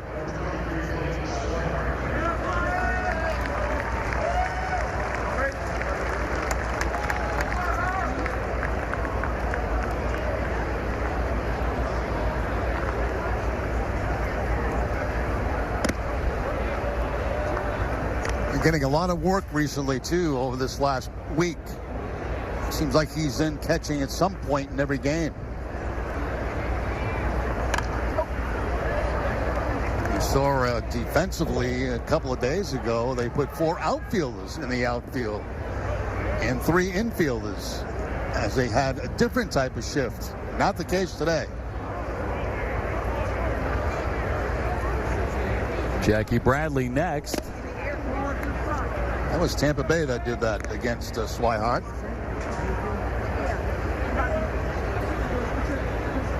One of the things that has really stood out with Blake is how effectively he's used the whole field. And he stings another one for a base hit. This one he pulls for a single.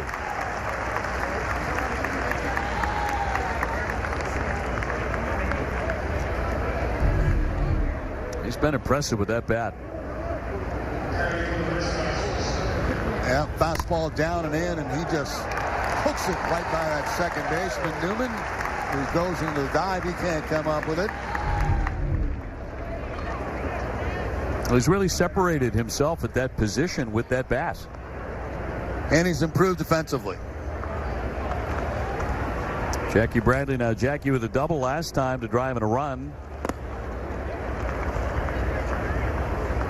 1 for 2 on the day. 2018 American League Championship Series Most Valuable Player.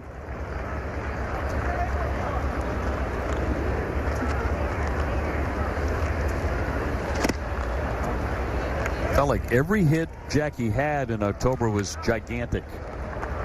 It was usually a home run. It was like his coming out party offensively, wasn't it? Felt like it. And also feels like it carried over into spring training. It's amazing what games like that will do for your confidence.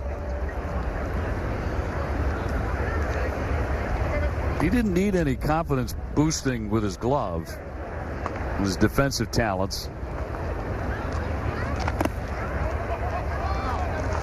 He's put together a really nice spring. Started the day hitting .324 with 3 home runs. Rafael Devers is going to finish with more hits than anybody this spring for the Sox. Hit 19. Checked his swing, did not offer, and it's ball 4. So Sox have runners at first and second.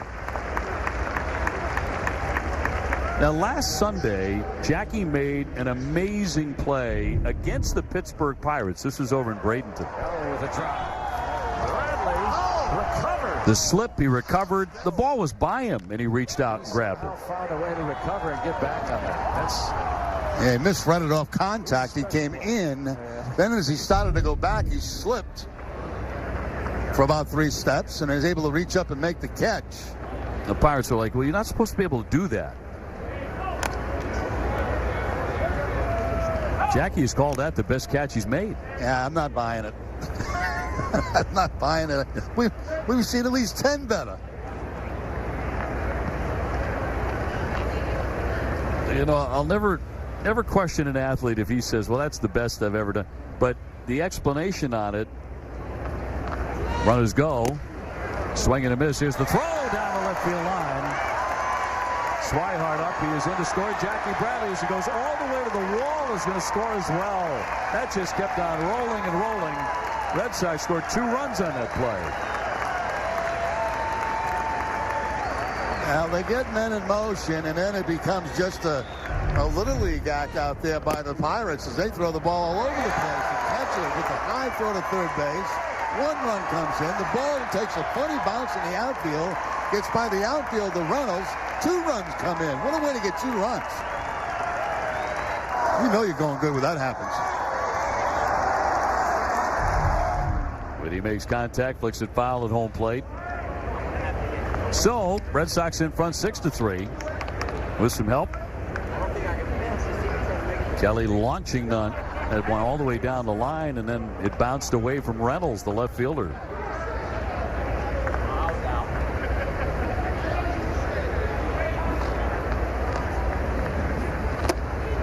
And a swing and a miss. He struck him out.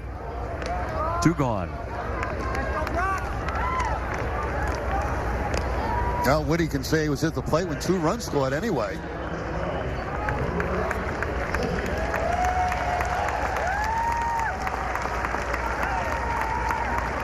Brock Holt looking for his 3rd hit here this afternoon.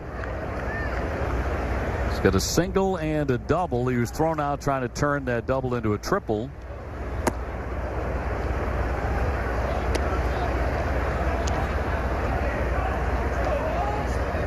Red Sox again with a little bit of breathing room here on a Saturday afternoon.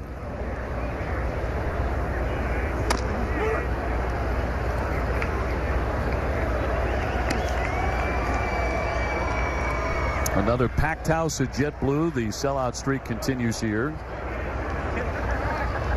Huge crowd last night at Hammond Stadium, the home of the Twins. Almost 10,000 there. That was for the first 2 hours. Right. We had no problem to get out of there last night traffic-wise. No, traffic moved along. Game that took nearly 4 hours. Red Sox have sold out each of their last 134 home Grapefruit League games.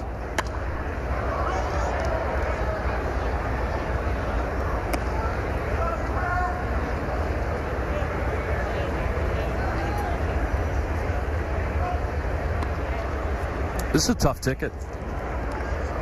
Yeah, they go very quickly. They go on sale down here and they camp out and sell the spring out very quickly. 1-2 popped him up. Reyes to shortstop. Side retired. Red Sox grab 2 more runs now, leading at 6-3. Into the top of the 7th inning. Brian Johnson will take over, becoming the 3rd Red Sox hurler today. Day started by another left-hander, Chris Sale, who was terrific.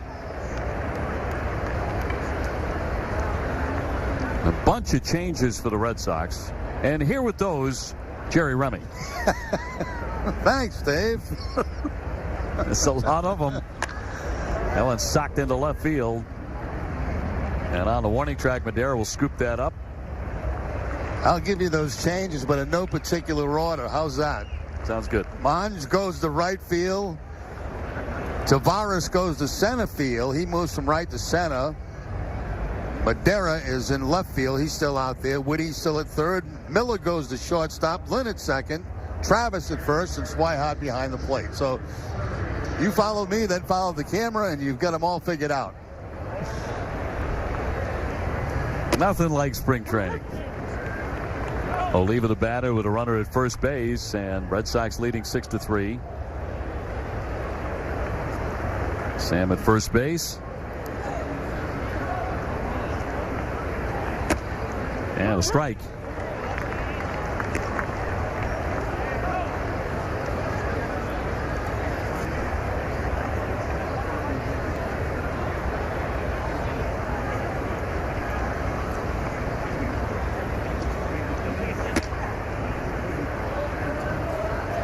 Bryant last year 4-5 for the Red Sox with a .417 ERA.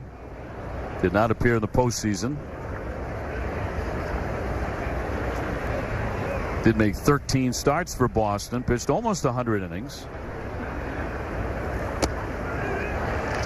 And he's going to strike out Jared Oliva for his first K. One gone in the seventh. Goes to the low fastball for the strikeout. Generally, you see contact on those pitches, but not that time from Johnson.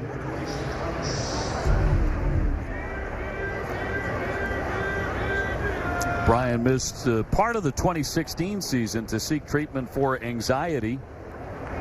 Worked his way back to the majors. Tossed a shutout as a rookie. And his perseverance earned him the 2017 Lou Gorman Award.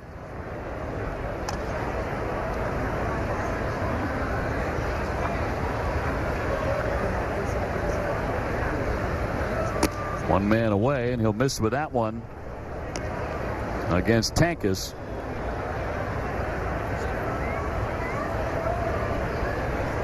That was very courageous of Brian to very openly talk about his issues with anxiety and depression, which he fought, almost drove him out of baseball. Had a lot of injuries too. Able to overcome that.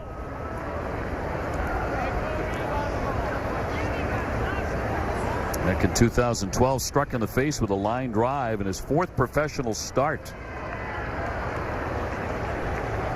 Fractured jaw.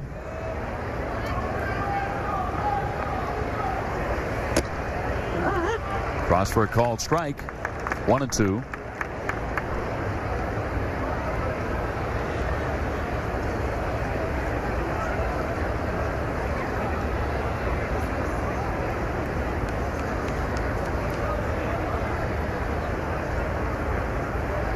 .6'3", about 250 pounds. 2-2 the count.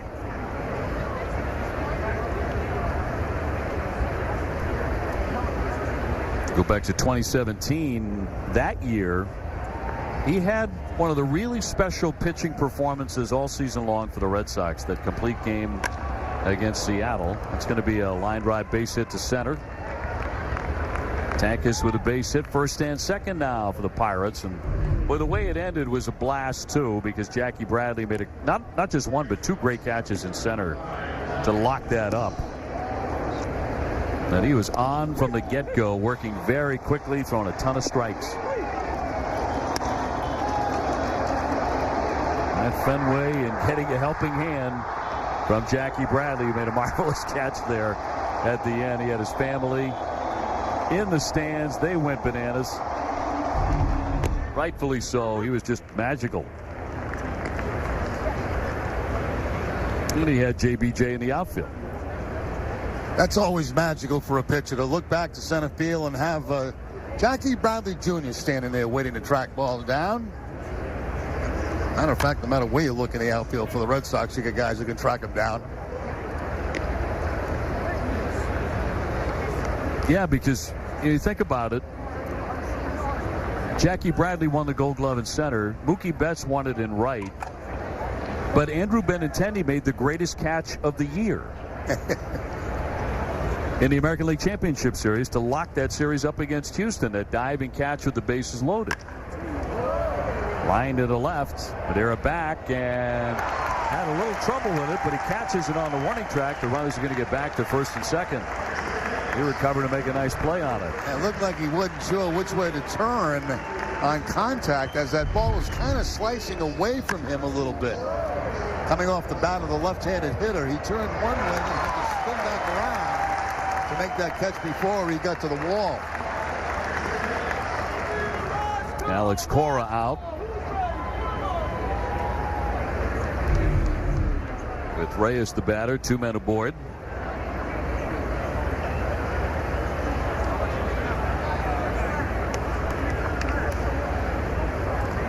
Whatever message was to be sent there was by the manager. He was not going to make a pitching change. Something he's got on his mind that he wanted to say to Johnson before he tries to get this third out of the inning. Against the youngster Reyes, who's walked and singled. So I'm dying to get your opinion on what that might have been. Very difficult to tell. You know, maybe he's throwing too many fastballs. Maybe he wants to see some breaking pitches.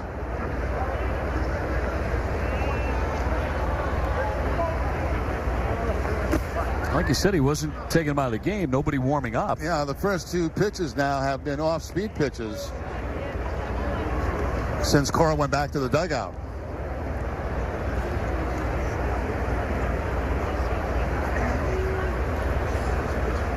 Reynolds at second. Tank is at first. Another breaking ball. But he's fallen behind 3-0. Back to the curveball on a 2-0 count and missed to run the count. 3 balls and no strikes. Trying to fight his way back, and Reyes green lighting comes up empty.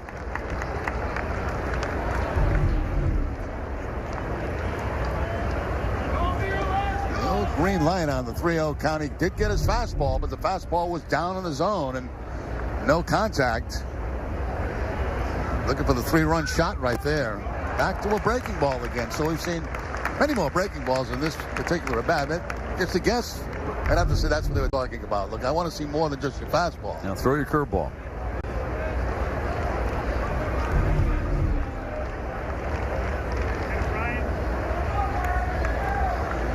Runners will be taken off on the 3-2 pitch. Breaking ball again, and he walked him. So that's going to load him up. And bring up the top of the order for the Pirates, Kevin Newman. Red Sox up 6-3, but feels tighter than that at the moment.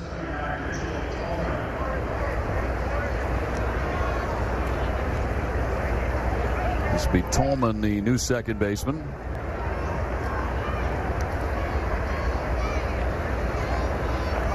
No place to put him, and that'll find the mark for strike 1.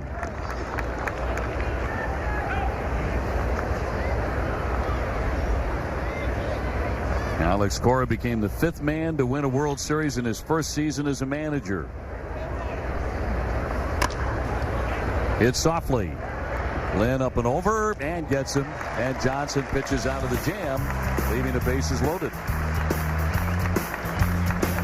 Red Sox season by reliving some of the best games from last year in the postseason. Tomorrow, we're taking a look back at the road to the championship. Games 2 and 4 of the World Series. Tune in or set your DVR tomorrow afternoon beginning at 4 on NESN. A celebration in LA which sounded like Fenway West as the Red Sox clinched it in 5.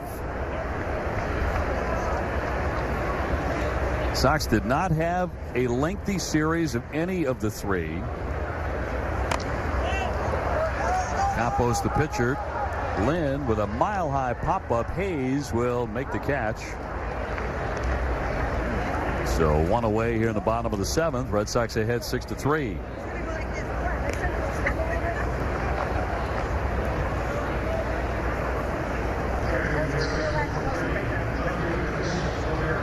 Chris Madera, minor leaguer, will be next.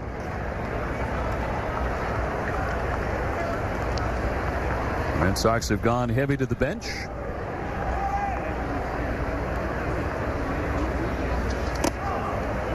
Trying to leave Florida on an uptick. Red Sox, if they can win today, will have won their last 4 games of the Grapefruit League here in Florida. 2 more to come in Arizona.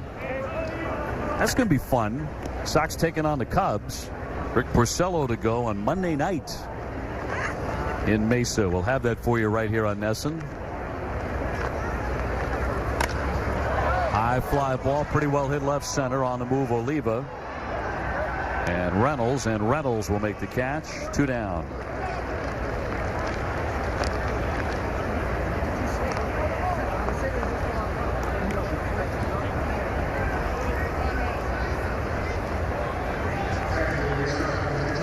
Here's Tavares now. Has moved over to center field. Hitting in what was Mookie Betts' spot. Mookie had a base hit, scored a run today.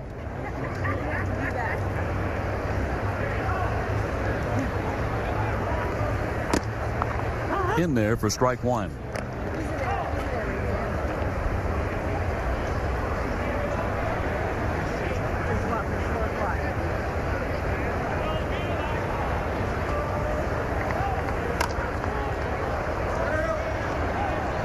Sam Travis to hit next.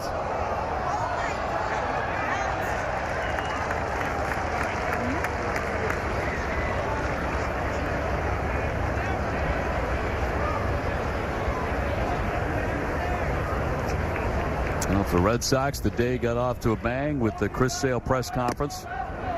Big swing and a miss, strike 3. 1, 2, 3, go the Sox in the 7th. On NESN is brought to you in part by Ace Ticket, where Red Sox fans go for tickets to all their favorite events. Ace Ticket has the tickets you want, the customer service you deserve. Visit aceticket.com or call 1-800-MY-SEATS right now. Make sure that's today's game, because if they sell you tickets for tonight's game, you're going to be all alone here. Beautiful sunshine here at JetBlue. Red Sox with a 6-3 lead.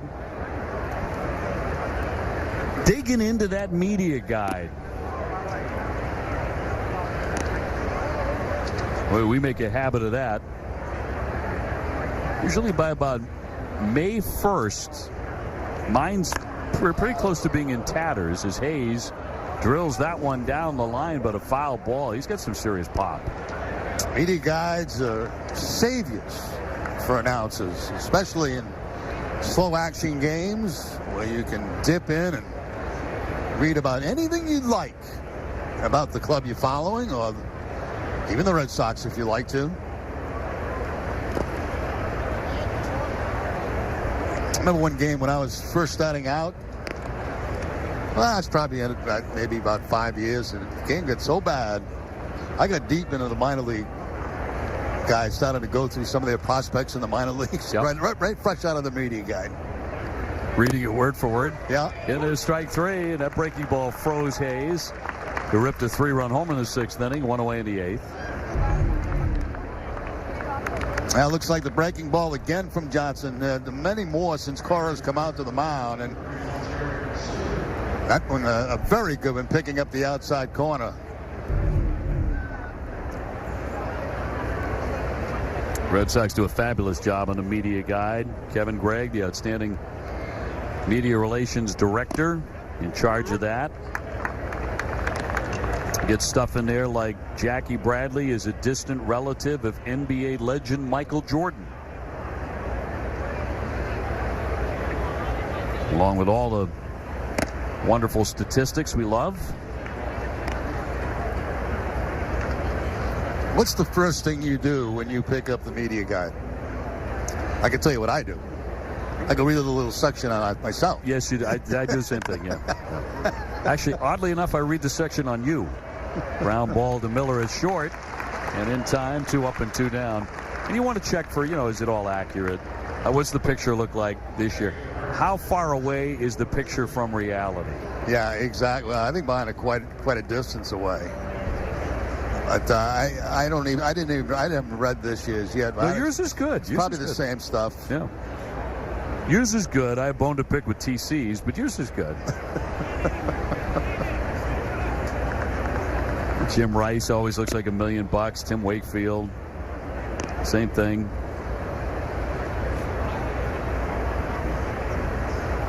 I look like I've had a hard day, but that was probably true. So I took that picture, so it's realistic.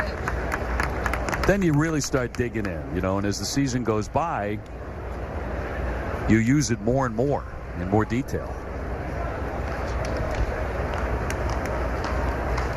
Base is empty. Johnson against Kelly, and he left it downstairs.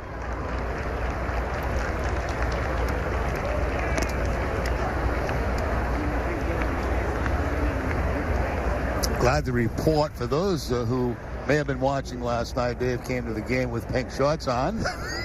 But today, actually very well coordinated today with you have a blue top and the baby blue shorts. Baby blue, yeah. Baby blue. Powder blue. Yeah. I'm still going to defend the coral shorts. Here is the baby blues today. Very Floridian, I think. Hot shot into left field off the glove of Miller. So Kelly with a single. You taking your shorts out to Arizona with you, or you just going to leave them back down here in Florida? I think I'm now, after the treatment they got on the air last night, I think I'm going to leave them. Leave the coral here. If they happen to be there next year when you rent your place again, then go ahead and wear them again. But if they happen not to be, it's okay.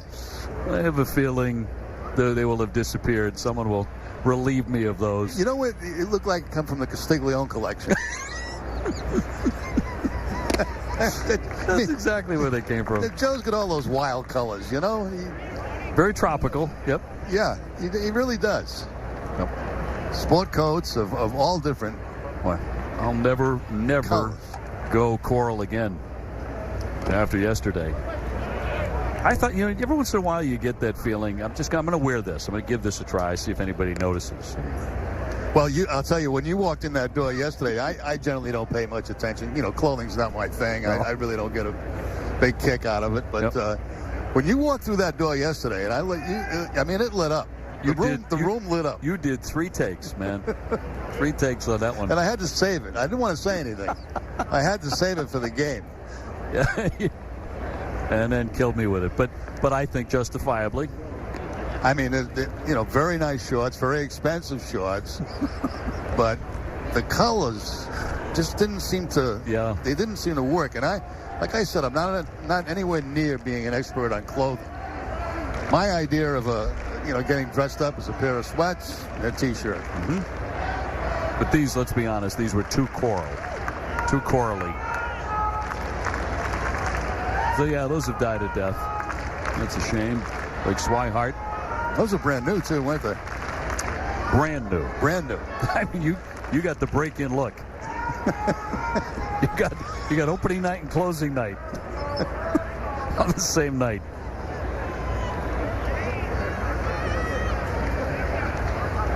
Blake says he's okay. He can see clearly. 2 out, 1 on, 6-3. Sox in the lead. Got a piece of it.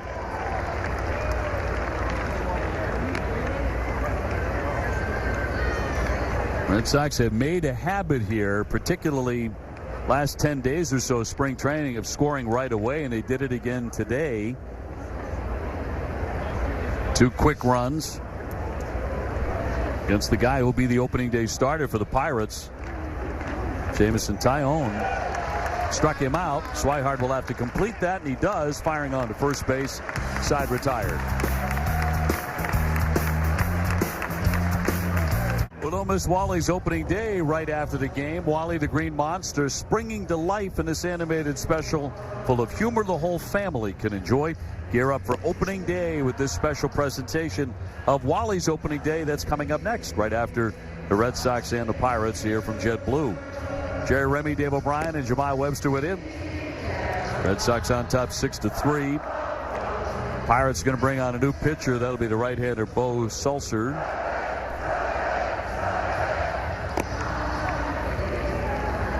Robinson taking over in left field for the Bucks.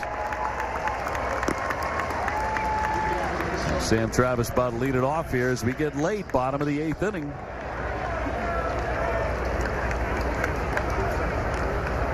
Last Florida spring training game for the reigning world champions. Sulcer, an A-ball last year, pitched very well at 2.35 ERA. Tough to hit.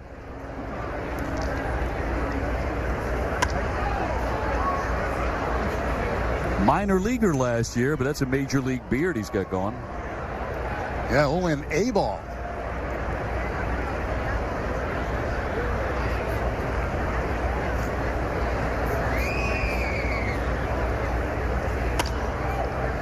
To the shortstop.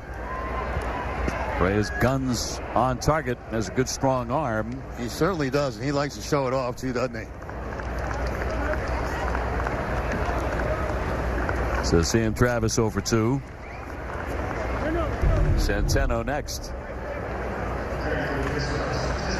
Surrounding this ball, the ground ball not hit very hard. Actually jammed Travis a little bit, and then after a couple of crow hop steps, he just lets it fly across the diamond. Shortstop's arm right there. Who's the best arm you've ever seen at short? Ooh, that's a tough one. Best arm at short. And you play with some guys who could fire it. Yeah, Burleson could. He had a bullet from shortstop. I see so many through the years. Certainly, the guy that I played with that had the strongest arm was Rick Burleson. Eventually, there was an arm problem that cost him his career. Hurt his right shoulder, and it never really came back to what it was. I always thought Rooster kind of threw it angry. He did everything angry. Came to the park angry. Was he really? Was he really ticked off? Yeah, no, he was not happy most of the time. I know some people have to play that way. Yeah, and that was his style of play, and it kind of brought that same type of attitude out in me.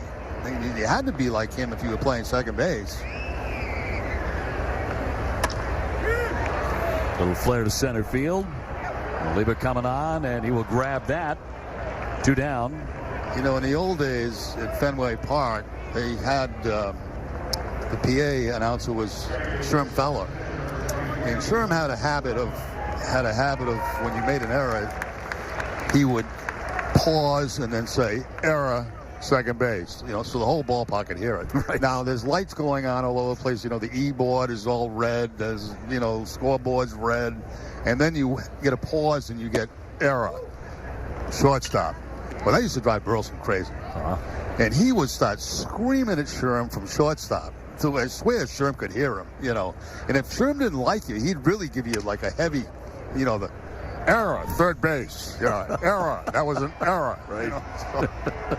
Really rub it in. Oh, he'd really give it to you, especially the opponents, guys that, were great players, great defensive players. If they ever made one, it would go on and on and on, Didn't you have a great relationship with Sherm?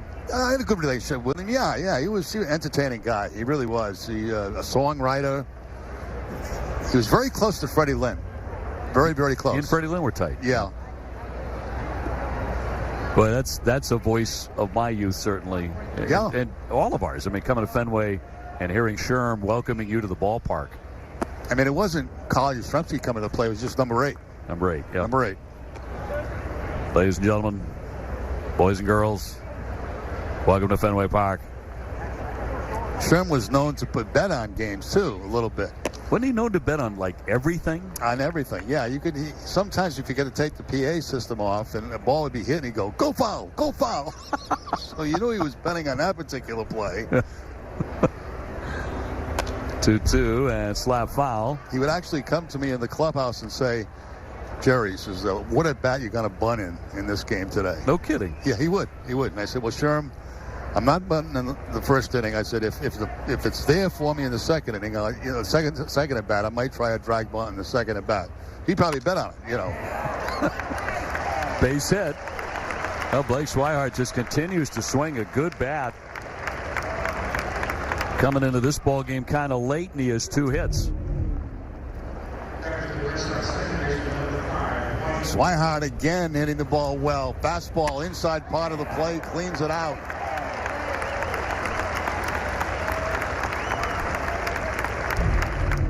So look at all three Red Sox catchers. They will all be heading to Arizona. The Red Sox will only have two when the season gets underway, and Swihart has run away offensively as far as that separation. Now hitting .414. Miller the batter with 2 down. I get the biggest kick out of the public address announcer for the Red Sox came down to the clubhouse to ask you when you're going to bunt. Well, he did it almost every day. Almost every single day. Because he's betting on it. He's going to make a couple bucks. I mean, I don't know who he was betting with. You know, probably somebody that was working in the booth with him. You know, so I'd give him a little inside info once in a while. I said, "No, for sure." I said, "I can't promise you." I said, "But if it calls for it in my second at bat, you know, I'm going to try to drag one down to second base." And he said, "Okay, good. It's just good. You know." He got excited. Yeah. Oh yeah. Make a little on the side. But it was funny. He'd leave that mic on, and balls would be hitting. Go foul! Go foul! and it wasn't always the opposing hitters. might have been you. Yeah. He was a character. Oh, that's funny. And as you say, he wrote some popular tunes. Yes, he did. You know, he was a successful songwriter. Yep. But to me, will always be the voice welcoming you to Fenway. You knew where you were. In there for a strike. 2-2, 2 down, a man on. Sox in front of the Pirates here, 6-3. We're in the last half of the 8th inning.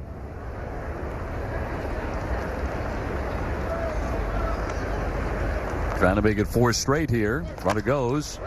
Line the other way, and that'll drop down for a base hit. Swihart around, and you know he can motor. He is safely into third.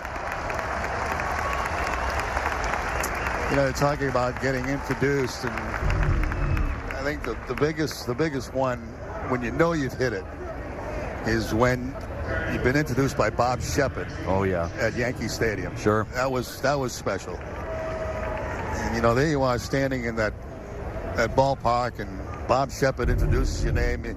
You know, you feel like a big leaguer. Very distinctive. Oh yes. It's like an English professor announcing your name.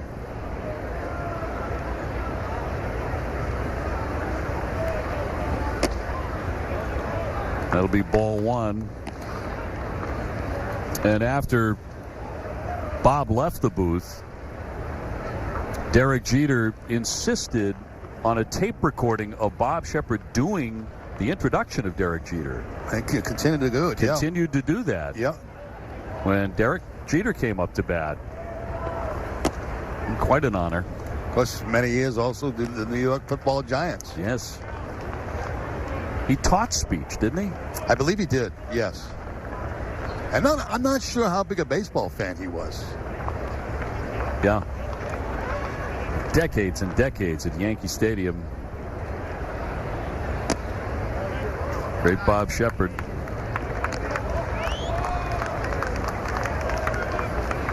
Can't recall his name, but the gentleman who does the Phillies right now is phenomenal as well.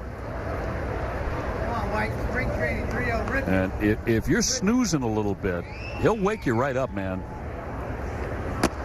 The Phillies are going to keep you awake this year. That's a heck of a ball club they have put together. Going to be a lot of fun. Red Sox will see them a couple of times in interleague play. They're expected to be a power in the National League. Right-handers 3-1 and pop foul out of play. Go foul, go foul. You got my dollar?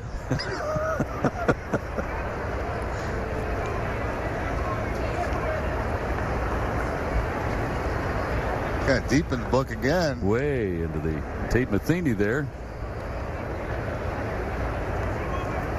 So now where's Remy in here? He's got to be in here somewhere.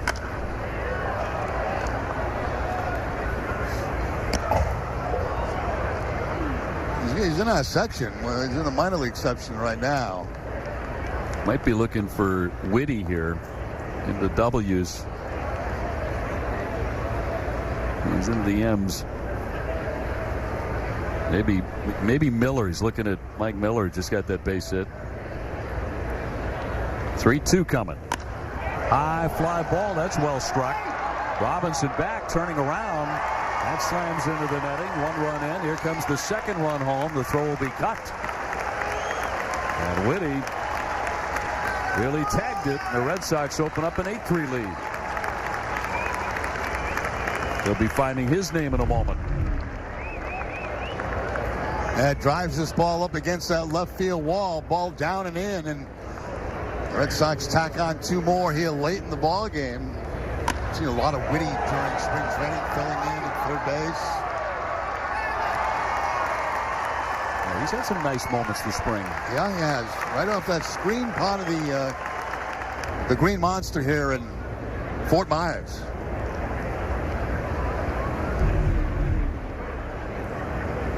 So Sox now with a dozen hits. They have been scoring a lot of runs.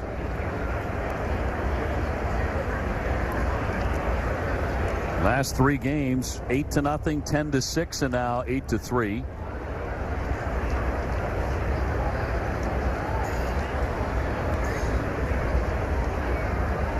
Got to have those binocs too for spring training. You can have a little bit of everything when you come to the ballpark, don't you?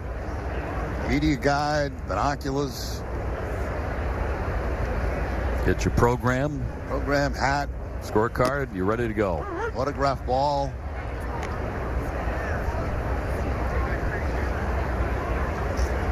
A lot easier to get autographs in spring training.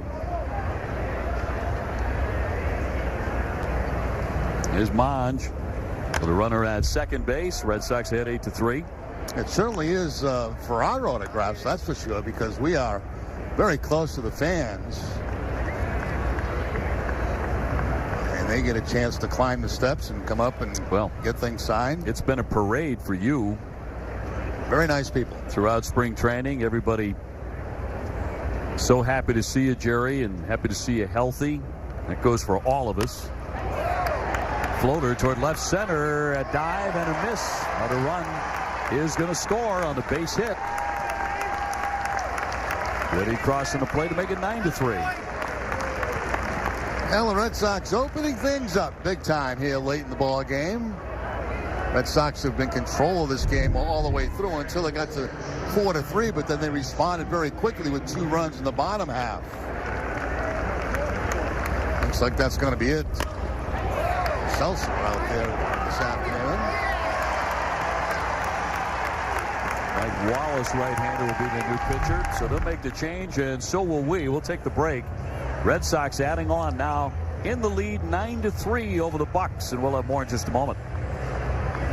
Welcome back to JetBlue Park, everybody. Well, Nathan Eovaldi has been one of the Red Sox starters who has tried to get his start, and Alex Cora and the staff has been very economical with that. But Eovaldi did pitch today back at one of the minor league fields, and he talked with us about how he was able to do. Good. Yeah, I mean, I was able to look at all my pitches really well. I felt really good with my curveball and the splitter, and I was working on my slider a little bit over there, but I mean, for the most part, I was efficient, and it went well. How many more do you in the bullpen after you get done? I don't know. Probably 15, 20, right around there. I think I threw 64 in the game, so we're around where we need to be. So you figure like first game you could go 90, something yeah, like that? I mean, whatever they need. So I don't know if we're going to have an inning limit or if we're going to have any limit or if it's a pitch count or what, but I'll be good. Still waiting to see when that's going to be for you, which game? Yeah, I mean, we're just kind of playing it by ear. So, guys, Eovaldi was saying he's been itching to get on the hill here at JetBlue, but it'll look like he'll get some action in Arizona when the Red Sox now travel there. Hi, Jemai. Thank you very much for the update. And like every other pitcher, every other guy in the rotation, he's talking about how great he feels. So it looks like everybody's going to leave Florida feeling quite good. Reduced workload of the slow play methodology of this spring training. We do know that Rick Game 1 against Chicago on Monday. And we'll see what it looks like after that. Zue Lin looking to check, and he did.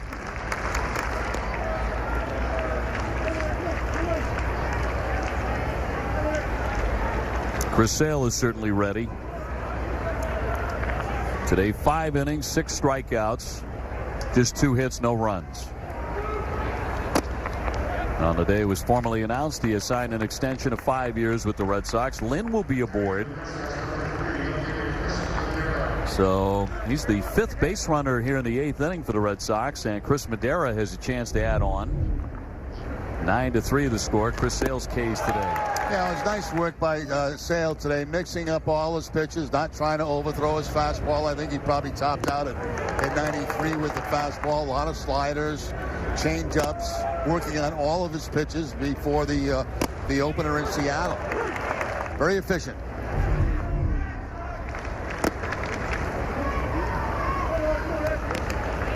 I got to believe if Alex Cora gets the same kind of performance, gets 5 or 6 innings on opening day in Seattle from Chris Sale, he'll be happy with that.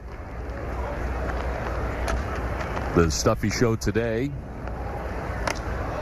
pop foul out of play. The Mariners have already played 2 games, official games, and they won them both. Yeah, 2-0. That was the Ichiro era. Yeah, that was it. Ichiro played those 2 games for Seattle, and then he retired in Japan. They were played in Tokyo. So the Oakland A's are going to have to wait a while to get after it again to get into the win column, sitting there at 0-2.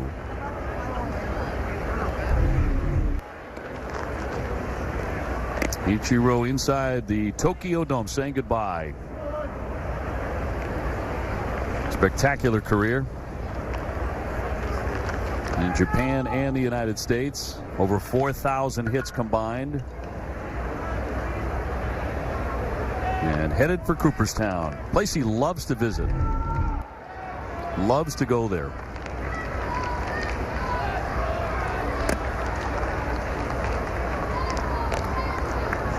You talk about all the hits. He was a great outfielder. Yeah, he really was. And, he could do everything. He could bunt. He could, make great catches in the outfield. Strong throwing arm. Very fast on the line. Very hard to double up. Slap the ball anywhere he wanted. Whoa. High fly, but he pulled it well foul. Off the bat of Madera.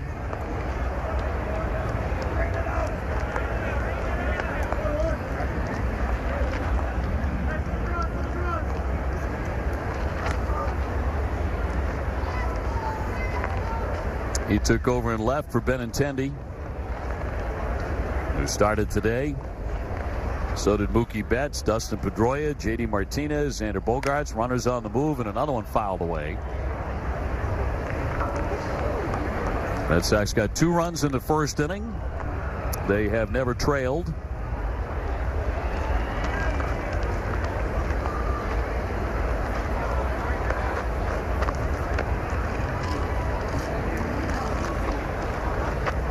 Seen plenty of Big Papi around here in camp as well. He was raving about this ball club.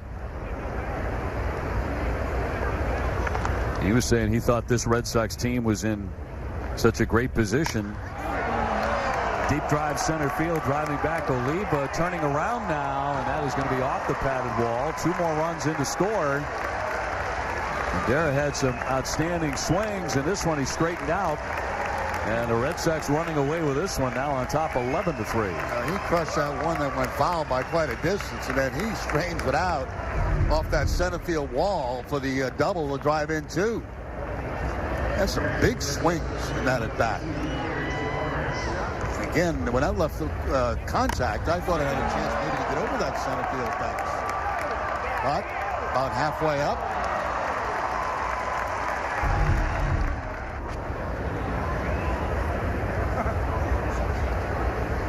sends up Tavares, who will look at ball 1. Runner at second. Red Sox are struck for 5 here in the bottom of the 8th inning.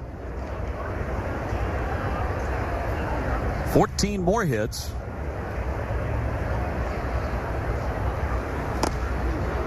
1-1.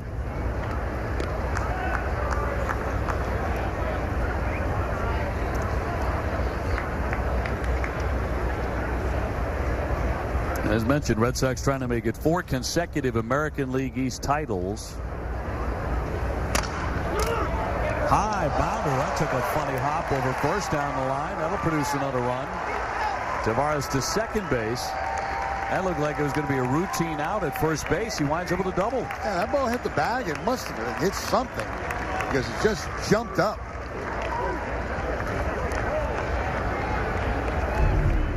Red Sox getting all kind of hits here in the 8th inning. Let's take a look and see if it makes contact with the first base bag. It's a top spin ground ball, but watch the last hop. Oh, and it must be well before the bag. Right at the lip of the grass. Crazy bounce. So the Red Sox have batted around. They've been doing that pretty regularly here in recent games. Did it a couple of times last night. Here's Travis, who began the frame with a grounder to short. He'll take ball 1. So the Red Sox hit 12-3. 15 hits to 8 for Pittsburgh.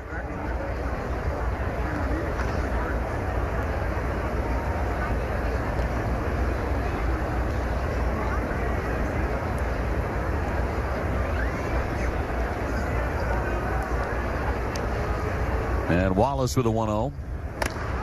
Roped foul. Since the American League East was formed in 1969, the only club to win the division 4 or more consecutive years was the Yankees, who won it 9 straight years from 1998 to 2006.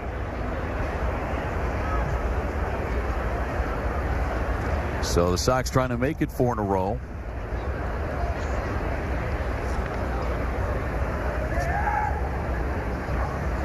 Two down and in tight under the hands. A 6-run 8th so far.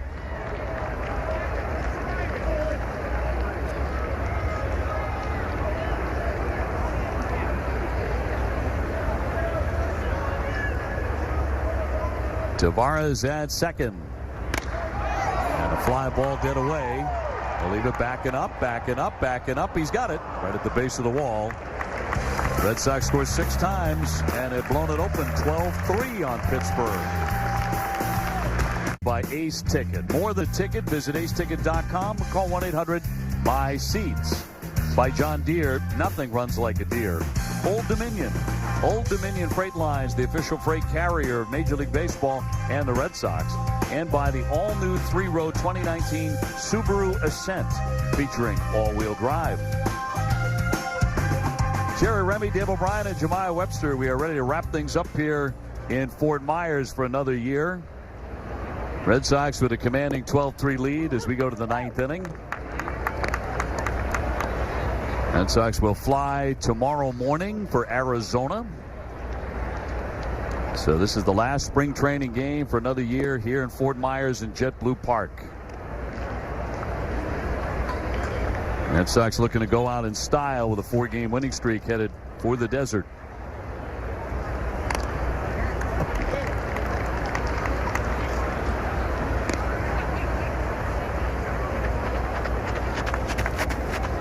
Still some decisions to be made, including who will be the 2 catchers the Red Sox will carry into opening day in Seattle.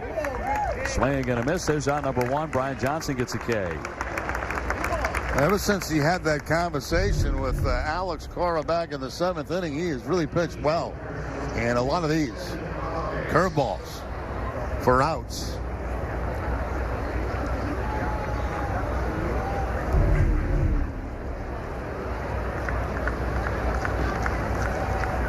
So 1 man gone here in the 9th.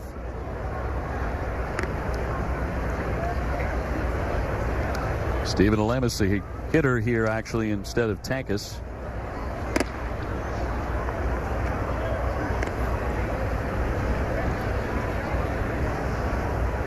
$15 hits for Boston today. Red Sox hit 4 home runs in a win last night. Have not hit anything over the fence in this one, but lots of hits, lots of doubles, plenty of runs.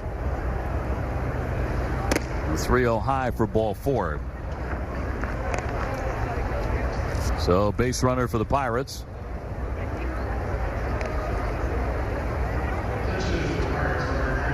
Wally's opening day reminder is coming up as soon as we are finished up here from JetBlue.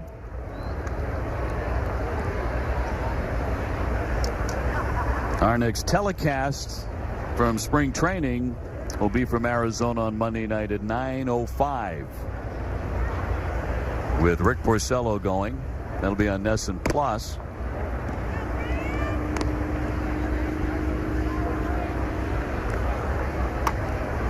Dave, next year, that's you. That's instead of the shorts, I would go out and get me one of those right out of the chute.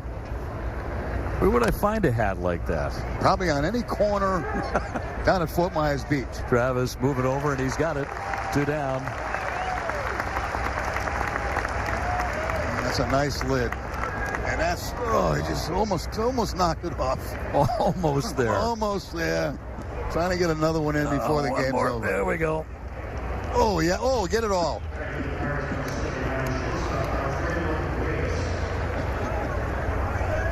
So 2 down. He's going for another one.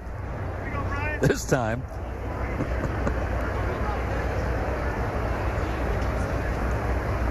Reyes the shortstop with a man on at first. Johnson looking to end it on this hitter and give the Sox another win, which would make the Sox 12-15-1 for the spring.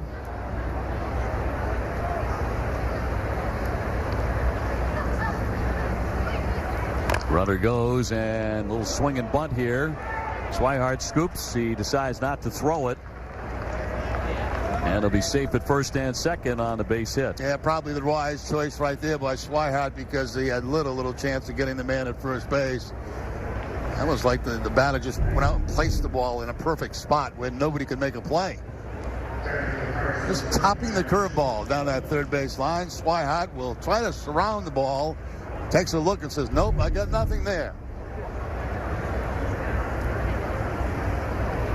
Well, he's wrapping things up here in Florida. He's got to feel really good about where he is at the moment. Hitting over 400. As you said, he's really shown great improvement defensively. He's played a lot of innings here. He has. He's really had. He's been out there a lot, especially in the games we've had. And it's been emotionally very difficult for Blake. Of course, family tragedy in the early days of spring training. He's really done a terrific job here. 2 on, 2 out. Great support from his teammates and the Red Sox organization. He's talked about that.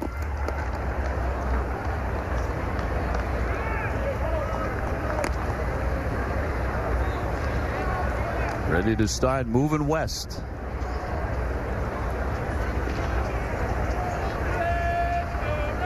Tolman 0 for 1. Johnson 1 out away. And it's rattled foul past first base, 2-2.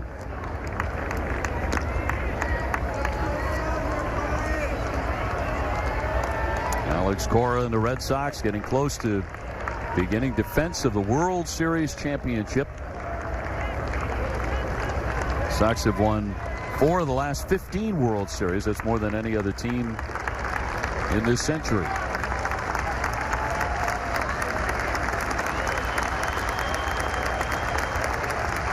Opening day next Thursday in Seattle. 2-2 coming from Johnson.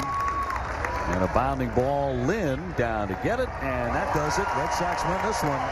12-3 the final score here this afternoon at JetBlue in the finale here at JetBlue Park. For my partner Jerry Remy and for Jemai Webster, thanks so much for joining us. Chris Sale certainly on today on a day that belonged to him, announcing his new contract extension. 5 strong innings. He struck out 6, allowing only 2 hits. And the Red Sox ran away and hit offensively 12 runs on 15 hits. Thanks so much for joining us. Next time we chat with you, it will be from Arizona on Monday night. Have a great evening, everybody.